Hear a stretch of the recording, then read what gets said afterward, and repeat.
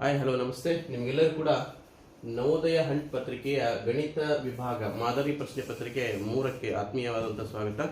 ಇವತ್ತು ನಾವು ನೋಡೋಣ ಶಬ್ದ ಪಬ್ಲಿಕೇಶನ್ ವತಿಯಿಂದ ಪ್ರಸಾರವಾಗುವಂಥ ವಿಶೇಷವಾಗಿರ್ತಕ್ಕಂಥ ವಿಡಿಯೋ ಸರಣಿ ವಿಡಿಯೋಗಳನ್ನು ನಾವೀಗ ನೋಡ್ತಾ ಇದ್ದೇವೆ.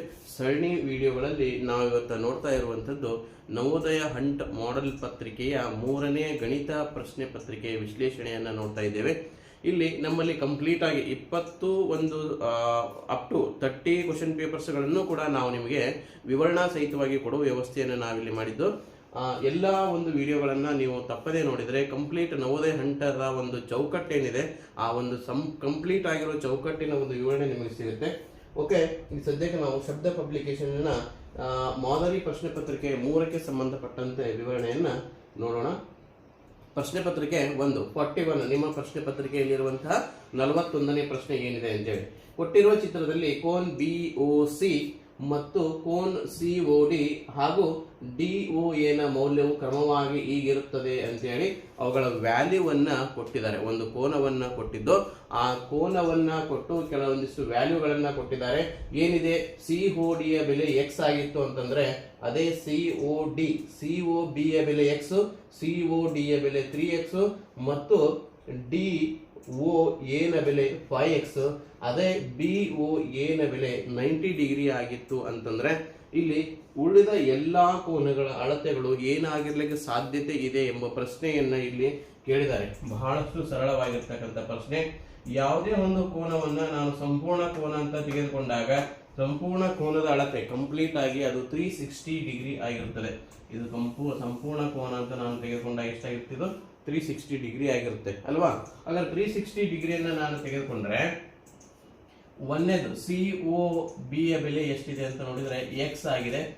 ಅದಾದ್ಮೇಲೆ COD ನ ಬೆಲೆ 3x ಆಗಿದೆ. ನೆಕ್ಸ್ಟ್ 5x ಇದೆ.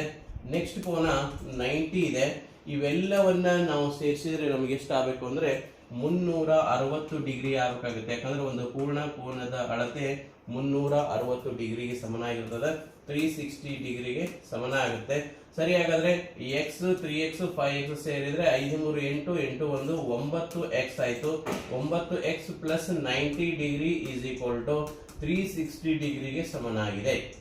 ಓಕೆನಾ? ನೆಕ್ಸ್ಟ್ ನೋಡೋಣ. ಈ 9x ಈಕ್ವಲ್ ಟು ಮಾಡಿದ್ರೆ 360 degree minus 90 degree. Okay, 9x is equal to 9 27, so 270 degree ಆಗುತ್ತೆ. Clear? So x is equal to ನೋಡಿದ್ರೆ 270 ಡಿಗ್ರಿ ಡಿವೈಡೆಡ್ ಬೈ 9. 9 1 9 3 0. ಅಂದ್ರೆ x ನ ವ್ಯಾಲ್ಯೂ ಎಷ್ಟಿತ್ತು ಅಂತ ನೋಡಿದ್ರೆ ನಾವು x ನ ವ್ಯಾಲ್ಯೂ 30 ಡಿಗ್ರಿ ಅಂತ ನಮ್ಗೆ ಇಲ್ಲಿ ಸಿಕ್ತು. ಇದು ಆನ್ಸರ್ ಅಲ್ಲ. ಏನ್ ಕೇಳಿದ್ದಾರೆ ಅಂದ್ರೆ ಅವುಗಳನ್ನೆಲ್ಲವನ್ನ ಕ್ರಮವಾಗಿ ಯಾವ ತರನಾಗಿ ನಾವು ಪ್ರತಿಯೊಂದಕ್ಕೂ ವ್ಯಾಲ್ಯೂವನ್ನ ನಾವಿಲ್ಲೇ ಕೊಡಬೇಕಾಗುತ್ತೆ. ಸರಿ, ಹಾಗಾದ್ರೆ ನಾವು x ನ ವ್ಯಾಲ್ಯೂವನ್ನ ತೆಗೆದುಕೊಂಡಿದ್ವಿ ಅಲ್ವಾ? x ನ ವ್ಯಾಲ್ಯೂ ಏನಾಗಿತ್ತು? 30 ಆಯ್ತು. x ಈಕ್ವಲ್ ಟು 30 ಡಿಗ್ರಿ ನಮ್ಗೆ ಇಲ್ಲಿ ಕ್ಲಿಯರ್ ಆಗಿ ಸಿಕ್ತು. 3x ಅಂದ್ರೆ ಏನಾಗುತ್ತೆ? x ಅಂದ್ರೆ 30, 3x 30 ಇಂಟು 3 ಈಕ್ವಲ್ ಟು 90 ಡಿಗ್ರಿಗೆ ಇದು ಸಮನಾಯಿತು. ಓಕೆ, ನೆಕ್ಸ್ಟ್ 5x ನೋಡ್ತಾ ಇದೀವಿ. x ಅಂದ್ರೆ 30, 5x 30 ಇಂಟು 5 150 ಡಿಗ್ರಿ.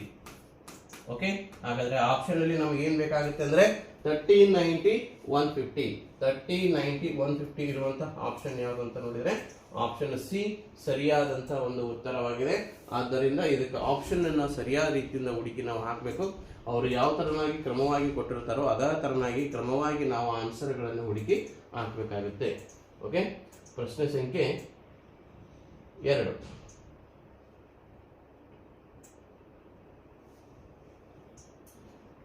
ನಲವತ್ತೆರಡನೇ ಪ್ರಶ್ನೆ.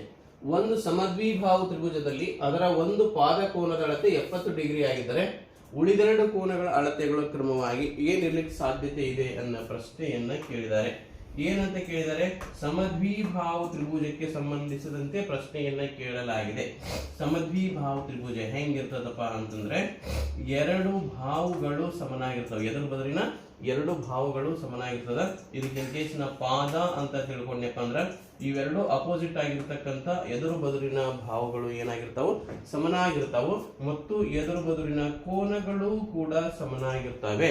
ಇದು ಸಮದ್ವಿಬಾಹು ತ್ರಿಭುಜದ ಪ್ರಧಾನವಾಗಿರ್ತಕ್ಕಂಥ ಒಂದು ಲಕ್ಷಣ. ಇನ್ ಕೇಸ್ ನಾನು ಇಲ್ಲಿ ABC ಅಂತ ಏನಾದರೂ ತಿಳ್ಕೊಂಡ್ರೆ AB ಗೆ ಯಾವ್ದು ಸಮನಾಗಿರ್ತದ ಅಂತಂದ್ರೆ AC ಸಮನಾಗಿರ್ತದ.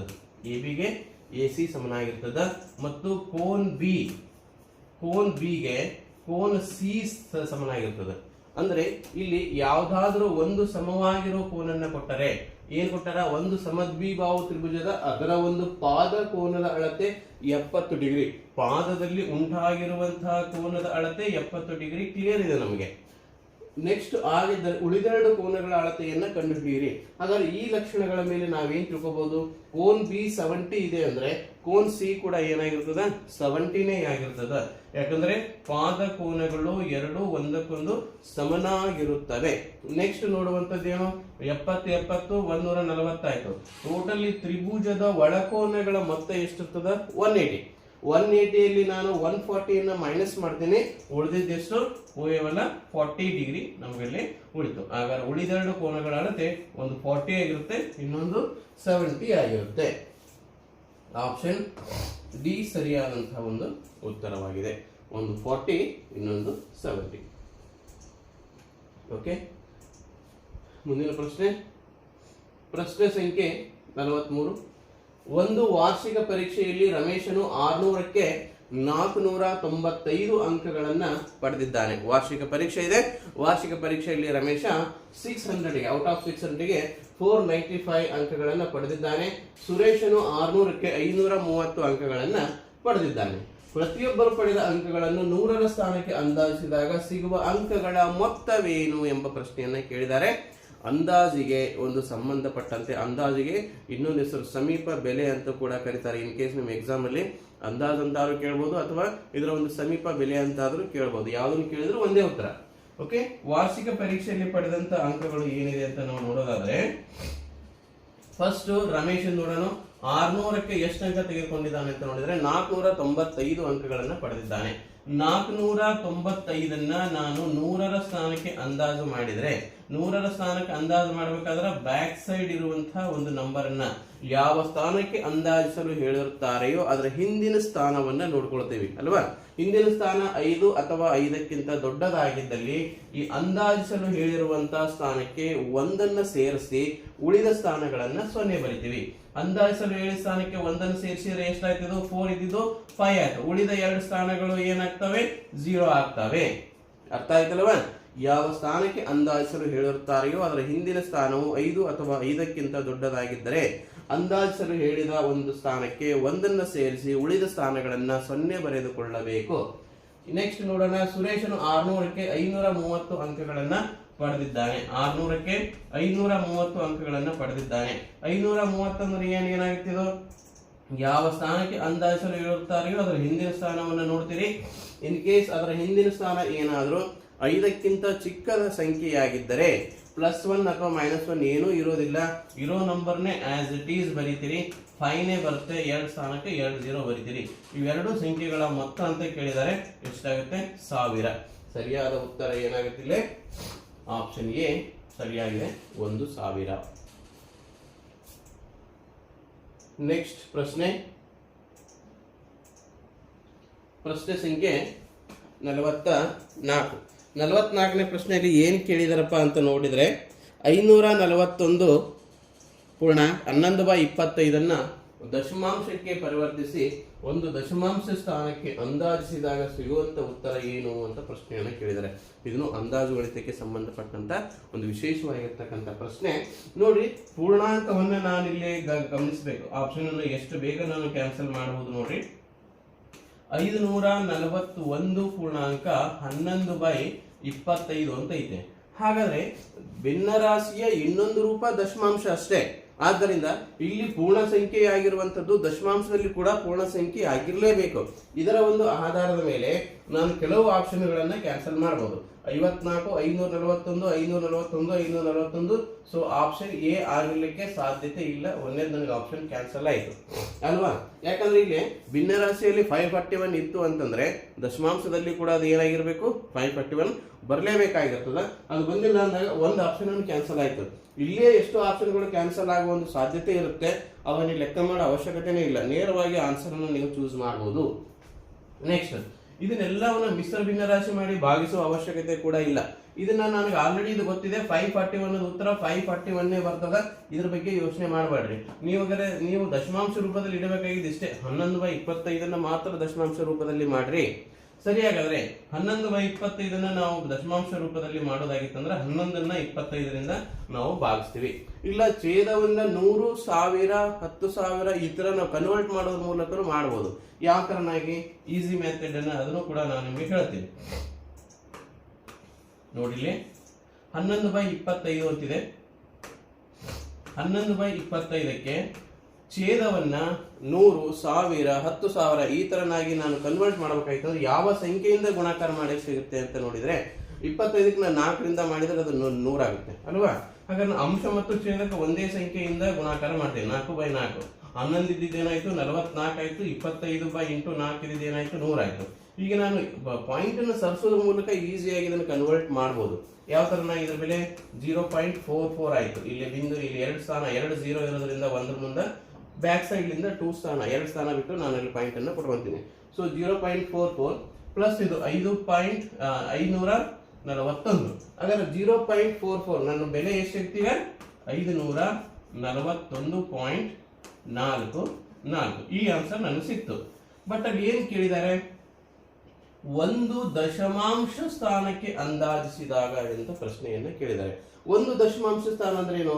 ಬಿಂದುವಿನ ನಂತರ ಬರುವಂತಹ ಒಂದು ಸ್ಥಾನವನ್ನ, ಮೊದಲ ಸ್ಥಾನವನ್ನ ನಾವು ಏನಂತ ಕರಿತೀವಿ, ಒಂದು ದಶಮಾಂಶ ಸ್ಥಾನ ಅಂತೇಳಿ ಕರಿತೀವಿ. ಹಾಗಾದ್ರೆ 2 ದಶಮಾಂಶ ಸ್ಥಾನ ಅಂದ್ರೆ ಬಿಂದುವಿನ ನಂತರ ಬರುವ ಎರಡನೇ ಸ್ಥಾನವನ್ನ ನಾವು ನೋಡಬೇಕಾಗುತ್ತೆ. 2 ದಶಮಾಂಶ ಸ್ಥಾನ ಅಂತ ಕೊಟ್ಟಿದ್ರೆ ಬಿಂದುವಿನ ನಂತರ ಬರುವಂತಹ ಎರಡನೇ ಸ್ಥಾನ.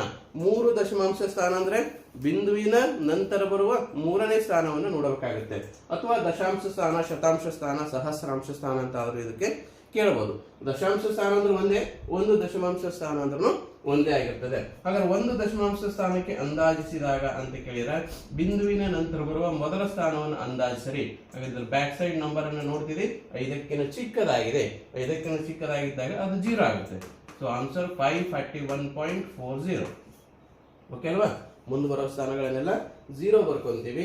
So answer 541.40. ಇದು ಸರಿಯಾಗಿರ್ತಕ್ಕಂಥ ಉತ್ತರ. 04 ಅಲ್ಲ, ಇದು ಸರಿಯಾಗಿರ್ತಕ್ಕಂಥ ಇದ್ರ ಉತ್ತರ ಬರ್ತಾರೆ. ನಾವು ನೋಡಿದ ತಕ್ಷಣ ಏನ್ ಮಾಡ್ತೀವಿ, ಇಲ್ಲಿ ಉತ್ತರ ಬಂತು ಅಂತ ನಾವು ಇಲ್ಲಿ ಹಾಕ್ತಿವಿ. ಹಾಕ್ಬಾರ್ದು. ಯಾಕಂದ್ರೆ ಸರಿಯಾದ ರೀತಿಯಿಂದ ಪ್ರಶ್ನೆಯನ್ನು ನೋಡಿಲ್ಲ ಅಂತಂದ್ರೆ ತಪ್ಪಾಗೋ ಸಾಧ್ಯತೆಗಳು ಹೆಚ್ಚಾಗಿರ್ತದೆ. ಆದ್ದರಿಂದ ಸರಿಯಾದ ಉತ್ತರ 541.4. ಸರ್, ಇಲ್ಲಿ 40 ಬಂದಿದೆ, ಇಲ್ಲಿ 4 ಬಂದಿದೆ ಇಲ್ಲ ಅಂತ ನೋಡೋದಾಗಿದ್ರೆ ಕೊನೆಗೆ ಬಿಂದುವಿನ ನಂತರ ಕೊನೆಗೆ ಎಷ್ಟು 0 ಬರ್ಕೊಂಡ್ರು ಅದರ ವ್ಯಾಲ್ಯೂ ಸೇಮ್ ಇರುತ್ತೆ, ಯಾವುದೇ ಬದಲಾವಣೆ ಆಗೋದಿಲ್ಲ. ನೀವು 541.40 ಅಂದ್ರೂ ಒಂದೇ, 541.4 ಅಂದ್ರೂ ಒಂದೇ, 541.40000 ಎಷ್ಟು 0 ಬಂದ್ರೂ ಇದ್ರ ವ್ಯಾಲ್ಯೂ ಅಷ್ಟೇ ಆಗಿರ್ತದೆ, ಯಾವುದೇ ಬದಲಾವಣೆ ಆಗೋದಿಲ್ಲ. ಓಕೆ, ಪ್ರಶ್ನೆ ಸಂಖ್ಯೆ next. Okay, question number 45. x divided by y ಒಂದು ಭಿನ್ನ ರಾಶಿಯಾಗಿದ್ದು y ನ ಬೆಲೆ ಏನಾಗಿದೆ, x ನ ಬೆಲೆ ಏನಾಗಿದೆ ಅಂದ್ರೆ y ಗಿಂತಲೂ 2 ಚಿಕ್ಕದಾಗಿದೆ. ಓಕೆನಾ, x ನ ಬೆಲೆ ಏನಾಗಿದೆ, y ಗಿಂತಲೂ 2 ಚಿಕ್ಕದಾಗಿದೆ. x is equal to y minus 2. ಓಕೆನಾ. ನೆಕ್ಸ್ಟ್ ಏನ್ ಕೇಳಿದ್ದಾರೆ, ಹಂಗಾಗಿತ್ತು ಅಂತಂದ್ರೆ x plus 6 divided by y minus x divided by y is equal to 6 minus 8 ಆಗಿದ್ದರೆ ಭಿನ್ನ ರಾಶಿಯ ವ್ಯುತ್ಕ್ರಮ ಏನಾಗುತ್ತೆ ಎಂಬ ಪ್ರಶ್ನೆಯನ್ನ ಇಲ್ಲಿ ಕೇಳಿದ್ದಾರೆ. ಬಹಳ ಸಿಂಪಲ್ ಆಗಿರ್ತಕ್ಕಂಥದ್ದು. ಇದನ್ನ ಇಲ್ಲಿ ನೋಡ್ಕೋಬೇಕು. x ನ ವ್ಯಾಲ್ಯೂ ಯಾವಾಗಲೂ y ಗಿಂತಲೂ 2 ಕಮ್ಮಿ ಆಗಿರ್ತದೆ. ಸರಿ, ಹಾಗಾದ್ರೆ ಇವೆರಡು ಛೇದಗಳು ಸಮನಾಗಿವೆ. ಛೇದಗಳು ಸಮನಾಗಿದ್ದಾಗ ಇದೇನಾಗುತ್ತೆ, ಮೈನಸ್ y ಗೆ ಪ್ಲಸ್ ಮೈನಸ್ x ಗೆ ಪ್ಲಸ್ x ಗೆ ಎರಡು ಕೂಡ ಕ್ಯಾನ್ಸಲ್ ಆಗುತ್ತೆ. So 6 divided by y is equal to 6 divided by 8 ಆಗುತ್ತೆ. ಸೊ 6 ದೆನ್ ಕ್ಯಾನ್ಸಲ್ ಆಯ್ತು. ಕ್ಯಾನ್ಸಲ್ ಆದಾಗ y ಈಕ್ವಲ್ ಟು 8 ನನಗೆ ಕ್ಲಿಯರ್ ಆಗಿ ಸಿಕ್ತು. ಸರಿ, ಹಾಗಾದ್ರೆ y ಇಸ್ ಈಕ್ವಲ್ ಟು 8 ಆದಾಗ x ನ ಬೆಲೆ ಏನಾಗಿರ್ತದ? x ಇಸ್ ಈಕ್ವಲ್ ಟು ಏನಂತ ಇದ್ದಾರೆ? y ಮೈನಸ್ 2 ಅಂತ ಹೇಳಿದ್ದಾರೆ. ಸೊ ಹಾಗಾದ್ರೆ x is equal to y ಅಂತಂದ್ರೆ 8, 8ರಲ್ಲಿ 2 ಹೋದ್ರೆ x ನ ಬೆಲೆ ಏನ್ ಸಿಕ್ತು ನನಗೆ? 6. ಹಾಗಾದ್ರೆ ನನಗೆ ಇಲ್ಲಿ x ನ ಬೆಲೆ ಕೂಡ ಸಿಕ್ತು, y ನ ಬೆಲೆ ಕೂಡ ಸಿಕ್ತು. x divided by y is equal to x ಅಂದ್ರೆ 6, ನೆಕ್ಸ್ಟ್ y ಅಂದ್ರೆ 8. ಇದು ಕ್ಲಿಯರ್ ಆಗಿ ನಮಗೆ ಸಿಕ್ತು. ಇದೇ ಬೆಲೆಯನ್ನೇ ನಮಗೆ ವಾಪಸ್ ಸಿಗುತ್ತೆ. ಸೊ 2 3 2 4 ಆನ್ಸರ್ 3/4 ಅಂತ ಬಂತು. ಬಟ್ ನೀವು ಆಪ್ಷನ್ ನೋಡಿದಾಗ ಇಲ್ಲಿದೆ ಅಂತ ಸಡನ್ಲಿ ಹಾಕಬಾರ್ದು. ಯಾಕೆ ಹಾಕಬಾರ್ದು ಅಂತ ಕೇಳಿದ್ರೆ ಅದರ ವ್ಯತ್ಕ್ರಮವನ್ನು ಕೇಳಿದ್ದಾರೆ ಅಲ್ವಾ? ವ್ಯತ್ಕ್ರಮ ಕೇಳಿದ್ದಾರೆ ಅಂತಂದ್ರೆ 3/4ರ ವ್ಯತ್ಕ್ರಮ ಅಂತಂದ್ರೆ 4/3 ಸರಿಯಾಗಿರುವಂತಹ ಒಂದು ಉತ್ತರ ಆಗಿರುತ್ತೆ. ಆದ್ದರಿಂದ ಈ ಆನ್ಸರ್ ತಪ್ಪಾಗುತ್ತೆ. ಆಪ್ಷನ್ ಸಿ ಅನ್ನುವಂಥದ್ದು ಸರಿಯಾದ ರೂಪ ಆಗಿರ್ತದೆ. ಯಾವುದೇ ಲೆಕ್ಕವನ್ನು ಸಂಪೂರ್ಣವಾಗಿ ನೋಡದೆ ಅದನ್ನ ಆನ್ಸರ್ ಯಾವುದೋ ಒಂದು ಆನ್ಸರ್ ನನ್ಗೆ ಸಿಕ್ತು ಅಂತೇಳಿ ಆನ್ಸರ್ ಹಾಕಿದ್ರೆ ನೋಡ್ರಿ 6/8 ಇಲ್ಲಿಗೆ 6/8 ಬಂತು ಅಂತ ತಕ್ಷಣ ನೀವು ಆನ್ಸರ್ ಹಾಕಿದ್ರು ಕೂಡ ಇಲ್ಲಿ ಕೂಡ ಆನ್ಸರ್ ನಿಮ್ದು ರಾಂಗ್ ಆಗುತ್ತೆ. ಓಕೆನಾ? ಯಾಕಂದ್ರೆ 6/8 x is equal to 6 ಬಂತು, y is equal to 8 ಬಂತು. ಒಂದೇ ಆಪ್ಷನ್ ಸಿಕ್ತು ಅಂತ ಹಾಕಿದ್ರೆ ಎಲ್ಲವನ್ನ ಮಾಡಿರ್ತೀರಿ, ಕೊನೆಗೆ 1-2 ಸೆಕೆಂಡ್ಗಳನ್ನ ಎಕ್ಸ್ಟ್ರಾ ಬಳಕೆ ಮಾಡ್ಕೊಂಡ್ರೆ ನಿಮ್ಗೆ ಅತ್ಯುತ್ತಮವಾದಂತಹ ಒಂದು ಆನ್ಸರ್ ಸಿಗುತ್ತೆ, ಮಾರ್ಕ್ಸ್ ಸಿಗುತ್ತೆ. ಓಕೆ, ಆದ್ದರಿಂದ ಇದರ ಆನ್ಸರ್ ಏನಾಗುತ್ತೆ ಅಂದ್ರೆ 4/3 ಸರಿಯಾದಂತ ಉತ್ತರ. ಇದಕ್ಕೆ ಹೊಂದಿಕೆ ಆಗುವಂತೆ 3 ಆನ್ಸರ್ಗಳನ್ನ ಇದರಲ್ಲಿ ಕೊಟ್ಟಿದ್ದಾರೆ. ಯಾವ್ಯಾವ ಕೊಟ್ಟಿದ್ದಾರೆ? 6/8 ಕೊಟ್ಟಿದ್ದಾರೆ, 4/3 ಮತ್ತು 3/4 ಇಷ್ಟು ಆನ್ಸರ್ಗಳನ್ನ ಇಲ್ಲಿ ಕೊಟ್ಟಿದ್ದಾರೆ. ನೆಕ್ಸ್ಟ್ ಮುಂದಿನ ಪ್ರಶ್ನೆ ಸಂಖ್ಯೆ 46. ಒಂದು ಆಯತಾಕಾರದ ಟೈಲ್ಸ್ ನ ಸುತ್ತಳತೆ 14 ಮೀಟರ್ ಮತ್ತು ಅದರ ಅಗಲವು 3 ಮೀಟರ್ ಇದೆ. ಇಂತಹ 310 ಟೈಲ್ಸ್ ಗಳನ್ನ ಶಾಲಾ ಆವರಣದಲ್ಲಿ ಹಾಕಲಾಗಿದೆ. ಓಕೆ, ಹಾಗಾದ್ರೆ ಬೇಕಾಗುವ ಸ್ಥಳ ಎಷ್ಟು ಎಂಬ ಪ್ರಶ್ನೆಯನ್ನ ಕೇಳಿದರೆ ಬಹಳ ಸಿಂಪಲ್ ಆಗಿರತಕ್ಕಂಥ ಪ್ರಶ್ನೆ ಇದೆ. ಒಂದು ಆಯತಾಕಾರದ ಟೈಲ್ಸ್ ನ ಸುತ್ತಳತೆಯನ್ನ ಕೊಟ್ಟಿದ್ದಾರೆ. ಆಯತಾಕಾರದಲ್ಲಿ ಯಾವ ಆಕಾರದಲ್ಲಿದೆ ಅನ್ನೋದನ್ನ ಫಸ್ಟ್ ನಾನಿಲ್ಲಿ ನೋಡ್ಕೋಬೇಕು. ಆಯತಾಕಾರದಲ್ಲಿ ಇರುವಂತಹ ಒಂದು ಟೈಲ್ಸ್ ಇದೆ, ಇದರ ಒಂದು ಸುತ್ತಳತೆಯನ್ನ ಕೊಟ್ಟಿದ್ದಾರೆ.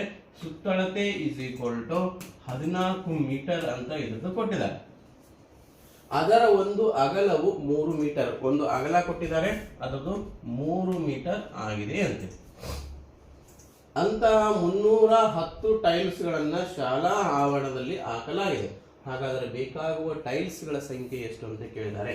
ಹಾಗಾದ್ರೆ ನನಗೆ ಟೈಲ್ಸ್ ಅನ್ನು ಹಾಕಬೇಕಾಗಿತ್ತು ಅಂದ್ರೆ ಅದೊಂದು ವಿಸ್ತೀರ್ಣದ ಅವಶ್ಯಕತೆ ಐತೆ. ನನಗೆ ಟೈಲ್ಸ್ ಅನ್ನ ನಮಗೆ ವಿಸ್ತೀರ್ಣ ಬೇಕು. ವಿಸ್ತೀರ್ಣ ಬೇಕಾಗಿತ್ತು ಅಂತಂದ್ರೆ ಸುತ್ತಳತೆ ಇದೆ, ಅಗಲ ಇದೆ. ಇವೆರಡನ್ನು ತೆಗೆದುಕೊಂಡು ನಾನು ಏನ್ ಮಾಡಬಹುದು? ಉದ್ದವನ್ನ ಕಂಡುಹಿಡಿಬಹುದು. ಹಾಗಾದ್ರೆ ಉದ್ದ ಇಸ್ ಈಕ್ವಲ್ ಟು ಸುತ್ತಳತೆ ಸೂತ್ರಕ್ಕೆ ನಾವು ಹಾಕೋಬಹುದು.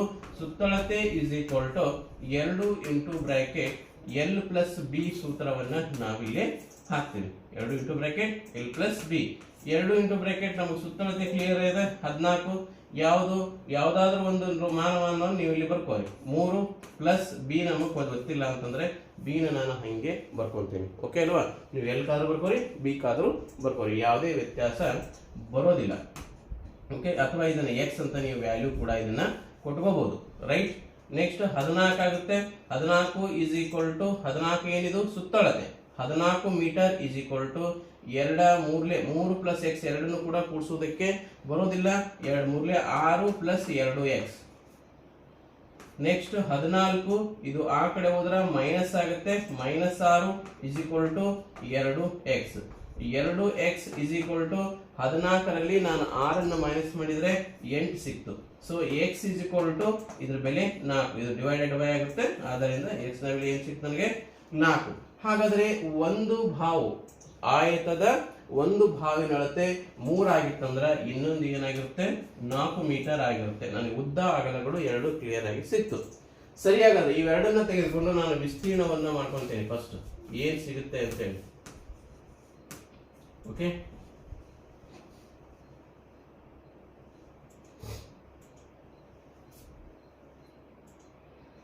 ಓಕೆ, ವಿಸ್ತೀರ್ಣ is equal to 4 into 3. 4 3 12 metre square. ಇದೇನಿದು? ಒಂದು ಟೈಲ್ಸಿನ ವಿಸ್ತೀರ್ಣ. ಓಕೆ, ಇಂತ ಎಷ್ಟು ಟೈಲ್ಸ್ ಗಳದಾವು? 310 ಟೈಲ್ಸ್ಗಳನ್ನ ನಾವಲ್ಲೇ ನೋಡ್ತಾ ಇದ್ದೇವೆ. 310 ಟೈಲ್ಸ್ಗಳು, ಒಂದು ಟೈಲ್ಸ್ ನ ವಿಸ್ತೀರ್ಣ 12 ಮೀಟರ್ ಸ್ಕ್ವೇರ್ ಆಗಿತ್ತು ಅಂದ್ರೆ 310 ಟೈಲ್ಸ್ ನ ವಿಸ್ತೀರ್ಣ ಎಷ್ಟು ಇಸ್ ಈಕ್ವಲ್ ಟು 310 ಇಂಟು 12. ಯಾಕಂದ್ರೆ ನನಗೆ ಬೇಕಾಗಿರ್ತಕ್ಕಂಥ ಟೈಲ್ಸ್ ಗಳ ಸಂಖ್ಯೆ 310, ಒಂದು ಟೈಲ್ಸ್ ನ ವಿಸ್ತೀರ್ಣ 12 ಚದರ್ ಮೀಟರ್ಗಳು. ಇವೆರಡನ್ನು ಗುಣಾಕಾರ ಮಾಡಿ 12 0 0 12 12 12 36 1 37 3720 ಚದರ್ ಮೀಟರ್ಗಳು. ಓಕೆ, ಸರಿಯಾದಂತ ಉತ್ತರ ಆಪ್ಷನ್ ಬಿ ನಮಗೆ ಸರಿ ಹೊಂದುವಂತ ಒಂದು ಉತ್ತರ ಆಗಿದೆ. ಓಕೆ ಅಲ್ಲ, ಏನಪ್ಪಾ ಅಂದ್ರೆ ವಿಸ್ತೀರ್ಣವನ್ನ ಕೇಳಿದ್ದ ಅಂತಂದ್ರೆ ಒಂದು ಟೈಲ್ಸ್ಗಳ ಸಂಖ್ಯೆಯನ್ನ ಕೇಳಿದ್ದ ಅಂತಂದ್ರೆ ಆ ಟೈಮಲ್ಲಿ ನಮಗೆ ವಿಸ್ತೀರ್ಣದ ಅವಶ್ಯಕತೆ ತುಂಬಾ ಇರುತ್ತೆ. ಸುತ್ತಳತೆಯಿಂದ ನಾವು ಟೈಲ್ಸ್ಗಳ ಸಂಖ್ಯೆಯನ್ನ ಕಂಡುಹಿಡಿಯೋದಕ್ಕೆ ಬರೋದಿಲ್ಲ. ಹಾಗಾದ್ರೆ ಇದನ್ನ ತಗೊಂಡು ನಾವು ಏನ್ ಮಾಡ್ಕೋಬಹುದು, ಒಂದು ಭಾವನ್ನ ಕೊಟ್ಟಾಗ ಇನ್ನೊಂದು ಭಾವನ್ನ ಮಾಡ್ಕೋಬಹುದು. ಅವೆರಡೂ ಭಾವಗಳನ್ನ ತೆಗೆದುಕೊಂಡು ಅದರ ವಿಸ್ತೀರ್ಣ ಮಾಡ್ಕೋಬೇಕು. ಅದರ ವಿಸ್ತೀರ್ಣ ಇಂಟು ಎಷ್ಟು ಟೈಲ್ಸ್ ಬೇಕು ಇಂಟು ಮಾಡಿದ್ರೆ ನಮಗೆ ಆನ್ಸರ್ ಕ್ಲಿಯರ್ ಆಗಿ ಸಿಗುತ್ತೆ. ನೆಕ್ಸ್ಟ್ ಪ್ರಶ್ನೆ ಸಂಖ್ಯೆ 47. ಒಬ್ಬ ಅಂಗಡಿಯವನು 720 ರೂಗೆ ಒಂದರಂತೆ ಕೈ ಗಡಿಯಾರವನ್ನು ಕೊಂಡು 810 ರೂನಂತೆ 6 ಕೈ ಗಡಿಯಾರವನ್ನು ಮಾರಿದನು. ಅವನಿಗಾಗುವ ಲಾಭ ಎಷ್ಟು ಎಂಬ ಪ್ರಶ್ನೆಯನ್ನು ಕೇಳಿದ್ದಾರೆ. ಲಾಭ ಹಾನಿಗೆ ಸಂಬಂಧಪಟ್ಟಂತ ಪ್ರಶ್ನೆ ಬಹಳಷ್ಟು ಸಿಂಪಲ್ ಆಗಿರುವಂತದ್ದು. ಒಬ್ಬ ಅಂಗಡಿಯವನು 720 ರೂಪಾಯಿಗೆ ಒಂದು ಗಡಿಯಾರವನ್ನು ತೆಗೆದುಕೊಳ್ತಾನೆ. ಅಂದ್ರೆ ಕೊಂಡ ಬೆಲೆ ಇಸ್ ಈಕ್ವಲ್ ಟು ಕೋಬೆ ಇಸ್ ಈಕ್ವಲ್ ಟು 720 ರೂಪಾಯಿ. ನೆಕ್ಸ್ಟ್ ಅದನ್ನ ಎಷ್ಟಕ್ಕೊಂದು ಮಾರ್ತಾನೆ, 810 ರೂಪಾಯಿಗೆ ಮಾರಾಟವನ್ನ ಮಾಡ್ತಾನೆ. ಮಾರಾಟ ಬೆಲೆ ಇಸ್ ಈಕ್ವಲ್ ಟು 810 ರೂಪಾಯಿಗೆ ಒಂದರಂತೆ ಅದನ್ನ ಮಾರ್ತಾನೆ. ಹಾಗಾದ್ರೆ 6 ಕೈ ಗಡಿಯಾರವನ್ನು ಅವನು ಮಾರಿದರೆ ಅವನಿಗಾಗುವ ಲಾಭ ಏನು? ಹಾಗಾದ್ರೆ ಒಂದರಿಂದ ಏನ್ ಲಾಭ ಆಯ್ತು ಅದನ್ನ ನಾನು ಫಸ್ಟ್ ಗೆ ನೋಡ್ಕೋಬೇಕಾಗತ್ತಲ್ವಾ. ಒಂದನ್ನ 720 ತಗೊಂಡನ 810 ಮಾರಾಟ ಮಾಡಿದಾನೆ. ಹಾಗಾದ್ರೆ ಮಾರಾಟ ಬೆಲೆ ಮೈನಸ್ ಕೊಂಡ ಬೆಲೆ ಮಾಡಿದ್ರೆ ನನಗೇನ್ ಸಿಗುತ್ತೆ, ಲಾಭಾಂಶ ಎಷ್ಟು ಅಂತ ಸಿಗುತ್ತೆ. ಸರಿ, ಹಾಗಾದ್ರೆ ಇವೆರಡರ ವ್ಯತ್ಯಾಸ ಏನಾಗುತ್ತೆ, 810 720 ಅಂದ್ರೆ ಇದು 80, ಒಂದು 90 ರೂಪಾಯಿ. ಒಂದು ಗಡಿಯಾರದಿಂದ ಅವನಿಗೆ ಸಿಕ್ಕಂತ ಲಾಭಾಂಶ ಎಷ್ಟಪ್ಪ ಅಂತ ನೋಡಿದ್ರೆ 90 ರೂಪೀಸ್ ಒಂದರಿಂದ ಅವನಿಗೆ ಲಾಭಾಂಶ ಸಿಗುತ್ತೆ. ರೈಟ್, ಹಾಗಾದ್ರೆ ಒಂದೇ ಆಪ್ಷನ್ 90 ಐತೆ ಅಂತೇಳಿ ನಾವಿಲ್ಲಿ ಹಾಕೊಂಡ್ಬಿಡ್ತೀವಿ ಅಲ್ವಾ. ಆನ್ಸರ್ ಸಿಗ್ತಲ್ಲ. ಅಲ್ಲಿ ಏನ್ ಕೇಳಿದ್ದಾರೆ, 6 ಕೈ ಗಡಿಯಾರ, ಒಂದಲ್ಲ 6 ಕೈ ಗಡಿಯಾರವನ್ನ ಮಾರಿದಾನೆ. ಹಾಗಾದ್ರೆ 1ರಿಂದ 90 ರೂಪಾಯಿ ಸಿಗೋದಾಗಿತ್ತು ಅಂತಂದ್ರೆ 6ರಿಂದ ಎಷ್ಟು ಸಿಕ್ತು, 6 0 0 6 9 54. ಆನ್ಸರ್ 540 ರೂಪೀಸ್, 540 ರೂಪಾಯಿ ಅವನಿಗೆ ಆಗುವಂತಹ ಒಟ್ಟು ಲಾಭಾಂಶ 540 ರೂಪಾಯಿ. ಇವೆಲ್ಲ ಆಪ್ಷನ್ ಕೂಡ ಇದಕ್ಕೆ ಹೊಂದಿಕೆ ಆಗುವಂತ ರೀತಿಯಲ್ಲಿನೇ ಅವರು ಕೊಟ್ಟಿರ್ತಾರೆ. ಆದ್ದರಿಂದ ಸರಿಯಾದ ರೀತಿಯಿಂದ ನೋಡಬೇಕು. ಅವನು ಒಟ್ಟು ಮಾರಾಟ ಬೆಲೆ ಕೇಳಿದಾನೋ, ಒಟ್ಟು ಕೊಂಡ ಬೆಲೆ ಕೇಳಿದಾನೋ, ಒಟ್ಟು ಲಾಭ ಕೇಳಿದಾರೋ ಅದಕ್ಕೆ ಸರಿ ಹೊಂದುವ ರೀತಿಯಲ್ಲಿ ನಾವು ಅದನ್ನ ಆಪ್ಷನ್ಸ್ಗಳನ್ನ ಸರಿಯಾದ ರೀತಿಯಿಂದ ಹುಡುಕಿ ಹಾಕಬೇಕಾಗುತ್ತೆ. ಒಂದು ನಿಮ್ಮ ಗಮನದಲ್ಲಿರಲಿ, ನವೋದಯ ಎಕ್ಸಾಮ್ ಅಲ್ಲಿ ಬರುವಂತ 4 ಆಪ್ಷನ್ಸ್ಗಳನ್ನ ಯಾವ್ದಾದ್ರು ರೀತಿಯಿಂದ ನಾವು ತಪ್ಪು ಮಾಡಿದಾಗ ಸಿಗುವಂತ ಉತ್ತರವನ್ನೇ ಕೊಟ್ಟಿರ್ತಾರೆ. ಯಾವ ಕೂಡ ಸುಮ್ಮನೆ ಆನ್ಸರ್ 4 ಆಪ್ಷನ್ಸ್ಗಳಲ್ಲಿ ಎಲ್ಲವೂ ಕೂಡ ಹೊಂದಿಕೆ ಆಗುವ ರೀತಿಯಿಂದನೇ ಕೊಟ್ಟಿರ್ತಾರೆ. ಅಂದ್ರೆ ಎಲ್ಲಾರು ಒಂದು ಸ್ಟೆಪ್ ಮಾಡಿದಾಗ ಎಲ್ಲೋ ಒಂದು ಸೇರಬೇಕು, ಆ ತರ ಆಪ್ಷನ್ಸ್ಗಳನ್ನು ಕೊಟ್ಟಿರ್ತಾರೆ. ಸ್ವಲ್ಪ ಗಮನದಲ್ಲಿಟ್ಟು ಏನ್ ಕೇಳಿದ್ದಾರೆ ಕರೆಕ್ಟ್ ಫಸ್ಟ್ ನೀವು ನೋಡ್ಬೇಕಾಗಿದ್ದು ಲೆಕ್ಕವನ್ನ ಸರಿಯಾದ ರೀತಿಯಿಂದ ಅಬ್ಸರ್ವ್ ಮಾಡಬೇಕು. ಪ್ರಶ್ನೆ ಸಂಖ್ಯೆ 48. ಏನ್ ಕೇಳಿದ್ದಾರೆ, 0, 4 ಮತ್ತು 6 ಈ ಅಂಕಿಗಳಿಂದ ರಚಿಸಲ್ಪಡುವಂತಹ ದೊಡ್ಡ ಮತ್ತು ಚಿಕ್ಕ ಸಂಖ್ಯೆಗಳ ನಡುವಿನ ವ್ಯತ್ಯಾಸವೇನು ಎಂಬ ಪ್ರಶ್ನೆಯನ್ನು ಕೇಳಿದ್ದಾರೆ. ಸಿಂಪಲ್ ಆಗಿರ್ತಕ್ಕಂಥ ಪ್ರಶ್ನೆ. 0, 4 ಕೊಟ್ಟಂತಹ ದತ್ತ ಸಂಖ್ಯೆಗಳು ಅಂತಂದ್ರೆ ಕೊಟ್ಟಿರ್ತಕ್ಕಂತಹ ಸಂಖ್ಯೆಗಳು ಏನೇನಿದೆ ಅಂತ ನಾವು ನೋಡುವುದಾದ್ರೆ, ಕೊಟ್ಟ ಸಂಖ್ಯೆಗಳು 0, 4, 6 ಈ ಮೂರನ್ನ ನಾನು ಬಳಕೆ ಮಾಡಿಕೊಂಡು ದೊಡ್ಡ ಮತ್ತು ಚಿಕ್ಕ ಸಂಖ್ಯೆಯನ್ನ ರಚನೆ ಮಾಡಬೇಕಾಗೈತೆ. ಮೊದಲು ನಾನು ದೊಡ್ಡ ಸಂಖ್ಯೆಯನ್ನ ಮಾಡ್ತೀನಿ, ಬಹಳ ಈಸಿ ಐತಿ. ದೊಡ್ಡ ಸಂಖ್ಯೆ ಮಾಡಬೇಕಾದ್ರೆ ಎಣಿಕೆ ಕ್ರಮದಲ್ಲಿ ಸಂಖ್ಯೆಗಳನ್ನ ಮಾಡ್ಕೊಂಡ್ಬಿಡ್ತೀವಿ. ದೊಡ್ಡ ಸಂಖ್ಯೆ ಇಸ್ ಈಕ್ವಲ್ ಟು 4, 6, 0. ಸಮಸಂಖ್ಯೆ ಬೆಸ ಸಂಖ್ಯೆ ಇನ್ನ ಹಿಂಗೆ ಏನಾದ್ರು ಕೊಟ್ಟಿದ್ದಾರೆ ಅದನ್ನ ಸ್ವಲ್ಪ ನಾವು ಅಬ್ಸರ್ವೇಷನ್ ಮಾಡಬೇಕಾಗುತ್ತೆ. ಇಲ್ಲೆಲ್ಲೂ ಸಮಸಂಖ್ಯೆಗಳೇ ಆಗಿರೋದ್ರಿಂದ ಅಲ್ಲಿ ಏನು ಬೆಸ ಸಂಖ್ಯೆ ಕೇಳಲಿಕ್ಕೆ ಅವಕಾಶವೇ ಇಲ್ಲ. ಓಕೆ, ದೊಡ್ಡ ಸಂಖ್ಯೆ 640. ಓಕೆ, 640 ಎಣಿಕೆ ಕ್ರಮದಲ್ಲಿ ಸಂಖ್ಯೆಗಳನ್ನು ನಾವಿಲ್ಲಿ ಬರ್ಕೊಂತೀವಿ. ನೆಕ್ಸ್ಟ್ ಚಿಕ್ಕ ಸಂಖ್ಯೆಗಳನ್ನ ಬರ್ಕೊಂತೀನಿ. ಚಿಕ್ಕ ಸಂಖ್ಯೆ ಇಸ್ ಈಕ್ವಲ್ ಟು ಚಿಕ್ಕ ಸಂಖ್ಯೆ ಇಸ್ ಈಕ್ವಲ್ ಟು 0ಯನ್ನು ಮೊದಲು ಬರೆದರೆ 2 ಅಂಕಿ ಸಂಖ್ಯೆ ಆಗುತ್ತೆ. ಆದ್ದರಿಂದ 4ನ್ನ ಫಸ್ಟ್ ಹಾಕಿ ಆಮೇಲೆ 0 ಬರೆದು ನೆಕ್ಸ್ಟ್ 6ನ್ನು ಹಾಕ್ತೀನಿ. 0 ಇಲ್ಲಿ ಏನು ಕೇಳಿದ್ದಾರೆ? ವ್ಯತ್ಯಾಸ, ಎರಡು ಸಂಖ್ಯೆಗಳ ವ್ಯತ್ಯಾಸವನ್ನು ಕೇಳಿದ್ದಾರೆ. 4 ನೆಕ್ಸ್ಟ್ 4ರಲ್ಲಿ 1 ಹೋದರೆ 3, ನೆಕ್ಸ್ಟ್ 6ರಲ್ಲಿ 4 ಹೋದರೆ 2, 234 ಸರಿಯಾದಂತಹ ಉತ್ತರ. ಫಸ್ಟ್ನೇದಿದೆ 234 ಸರಿಯಾಗಿರುವಂತಹ ಒಂದು ಉತ್ತರ. ಓಕೆ,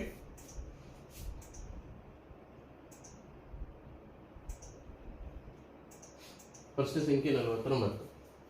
ಈಶಾನ್ಯದಿಂದ ನೈಋತ್ಯದವರೆಗಿನ ತಿರುಗುವಿಕೆಯಿಂದ ಉಂಟಾಗುವ ಕೋನವು ಯಾವುದು ಅಂತ ಕೇಳಿದ್ದಾರೆ. ಈಶಾನ್ಯ ನೈಋತ್ಯ ಎರಡು ಅಪೋಸಿಟ್ ದಿಕ್ಕುಗಳು ಅಲ್ವಾ? ಈಶಾನ್ಯ ಮತ್ತು ನೈಋತ್ಯ ಅಪೋಸಿಟ್ ಆಗಿರುವಂತಹ ದಿಕ್ಕುಗಳಲ್ಲಿ 4 ಪ್ರಧಾನ ದಿಕ್ಕುಗಳನ್ನು ನೋಡ್ತೀವಿ, 4 ಉಪ ದಿಕ್ಕುಗಳನ್ನು ನಾವಿಲ್ಲಿ ನೋಡ್ತೀವಿ ಅಲ್ವಾ? ಒಟ್ಟು 8 ದಿಕ್ಕುಗಳನ್ನು ನೋಡ್ತೀವಿ. ಇದರಲ್ಲಿ ಆಗ್ನೇಯ, ನೈಋತ್ಯ, ವಾಯುವ್ಯ ಮತ್ತು ಈಶಾನ್ಯ, ಈ 4 ಉಪ ದಿಕ್ಕುಗಳನ್ನು ನಾವು ನೋಡಬೇಕಾಗಿತ್ತು. ಅಂತಂದ್ರೆ ಈಶಾನ್ಯದಿಂದ ಯಾವ ಕಡೆ ತಿರುಗಿದ್ದಾರೆ ಅಂತ ಅವರು ನೈಋತ್ಯದವರೆಗೆ, ಈಶಾನ್ಯದಿಂದ ನೈಋತ್ಯದವರೆಗೆ ನಾವು ಏನಾದರೂ ಟರ್ನ್ ಆದಿವಿ ಅಂತಂದ್ರೆ ಅಲ್ಲಿ ಉಂಟಾಗುವಂತಹ ಕೋನ ಯಾವುದು ಅಂತ ಕೇಳಿದ್ರೆ, ಇಲ್ಲಿರುವಂತಹ ಮುಳ್ಳು ಕಂಪ್ಲೀಟ್ ಆಗಿ ಇಲ್ಲಿಗೆ ಬಂದ್ರೆ 180 ಡಿಗ್ರಿ ಆಗುತ್ತೆ, ಒಂದು ಸರಳ ರೇಖೆಯಲ್ಲಿ ಉಂಟಾಗುತ್ತೆ. ಆದ್ದರಿಂದ ಉಂಟಾಗುವ ಕೋನ ಯಾವುದು ಅಂತ ನೋಡಿದ್ರೆ ಸರಳ ಕೋನ. ಪೂರ್ಣ ಕೋನ ಅಂತೂ ಬರೋದಿಲ್ಲ, 360 ಡಿಗ್ರಿ ಕಂಪ್ಲೀಟ್ ಆದ್ರೆ ಪೂರ್ಣ ಕೋನ ಅಂತ ಕರಿತೀವಿ. ಸರಳಾಧಿಕ ಕೋನ ಅಂದ್ರೆ ಈ ಒಂದು ಅರ್ಧಕ್ಕಿಂತಲೂ ಹೆಚ್ಚು ಅದು ಏನಾದರೂ ಟರ್ನ್ ಆಯಿತು ಅಂತಂದ್ರೆ, ಪೂರ್ಣ ಕೋನದಲ್ಲಿ ಅರ್ಧಕ್ಕಿಂತಲೂ ಹೆಚ್ಚದು ಹೋಯಿತು ಅಂತಂದ್ರೆ ಸರಳಾಧಿಕ ಕೋನ ಆಗಿರ್ತದೆ. ಲಂಬ ಕೋನ ಅಂದ್ರೆ 90 ಡಿಗ್ರಿ ಆಗಿರುತ್ತೆ. ಯಾವ ಬರುವುದಿಲ್ಲ. ಸರಿಯಾದ ಉತ್ತರ ಆಪ್ಷನ್ ಬಿ, ಸರಳ ಕೋನ.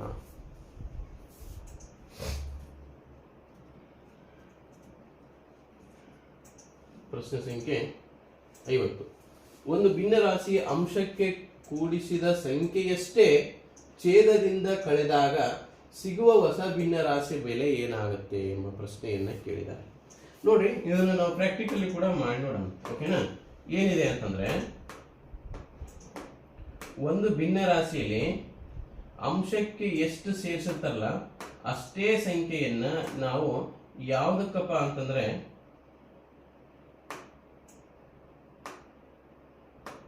ಅಂಶಕ್ಕೆ ಸೇರಿಸಿರ್ತಕ್ಕಂಥ ಸಂಖ್ಯೆಯಷ್ಟೇ. ಒಂದು ಎಕ್ಸಾಂಪಲ್ 5/6 ಅಂತಿದೆ. ಏನ್ ಮಾಡ್ಯಾರ ಅಂದ್ರೆ ಅಂಶಕ್ಕೆ ಕೂಡಿಸಿದ ಸಂಖ್ಯೆಯಷ್ಟೇ ಛೇದದಿಂದ ಕಳೆದಾಗ, ಇನ್ ಕೇಸ್ ನಾನು ಏನಾದ್ರೂ ಇದರಲ್ಲಿ ಅಂಶದಲ್ಲಿ 2ನ್ನ ಕೂಡಿಸಿದೆ ಅಂತ ಅನ್ಕೋರಿ, ಛೇದದಲ್ಲಿ ಅದೇ 2ನ್ನ ಕಳಿತೀನಿ, -2ನ್ನ ಮಾಡ್ಕೊಂತೀನಿ. ಏನಾಗುತ್ತೆ ಹೊಸ ಬೆಲೆ ಅಂತ ನೋಡೋಣ. 5ರಾಗ 2 ಹೋದ್ರೆ 3 ಆಯ್ತು, 6ರಾಗ 2 ಹೋದ್ರೆ 4 ಆಯ್ತು. ಕ್ಲಿಯರ್ ಅಲ್ಲ? ಅಂಶಕ್ಕೆ ಕೂಡಿಸಿದ ಸಂಖ್ಯೆಯಷ್ಟೇ 5 + 2 7. ಸರಿ, ಇಲ್ಲಿ ನಾನು ಕೂಡಿಸ್ಬೇಕಾಗಿತ್ತು ಅಲ್ವಾ? ಸರಿ, ಹಾಗಾದ್ರೆ 5ರಲ್ಲಿ 2ನ್ನ ಕೂಡಿಸ್ಬೇಕಾಗಿತ್ತು, 7. ನೆಕ್ಸ್ಟ್ ಛೇದದಿಂದ 2ನ್ನು ಕಳೆದಾಗ,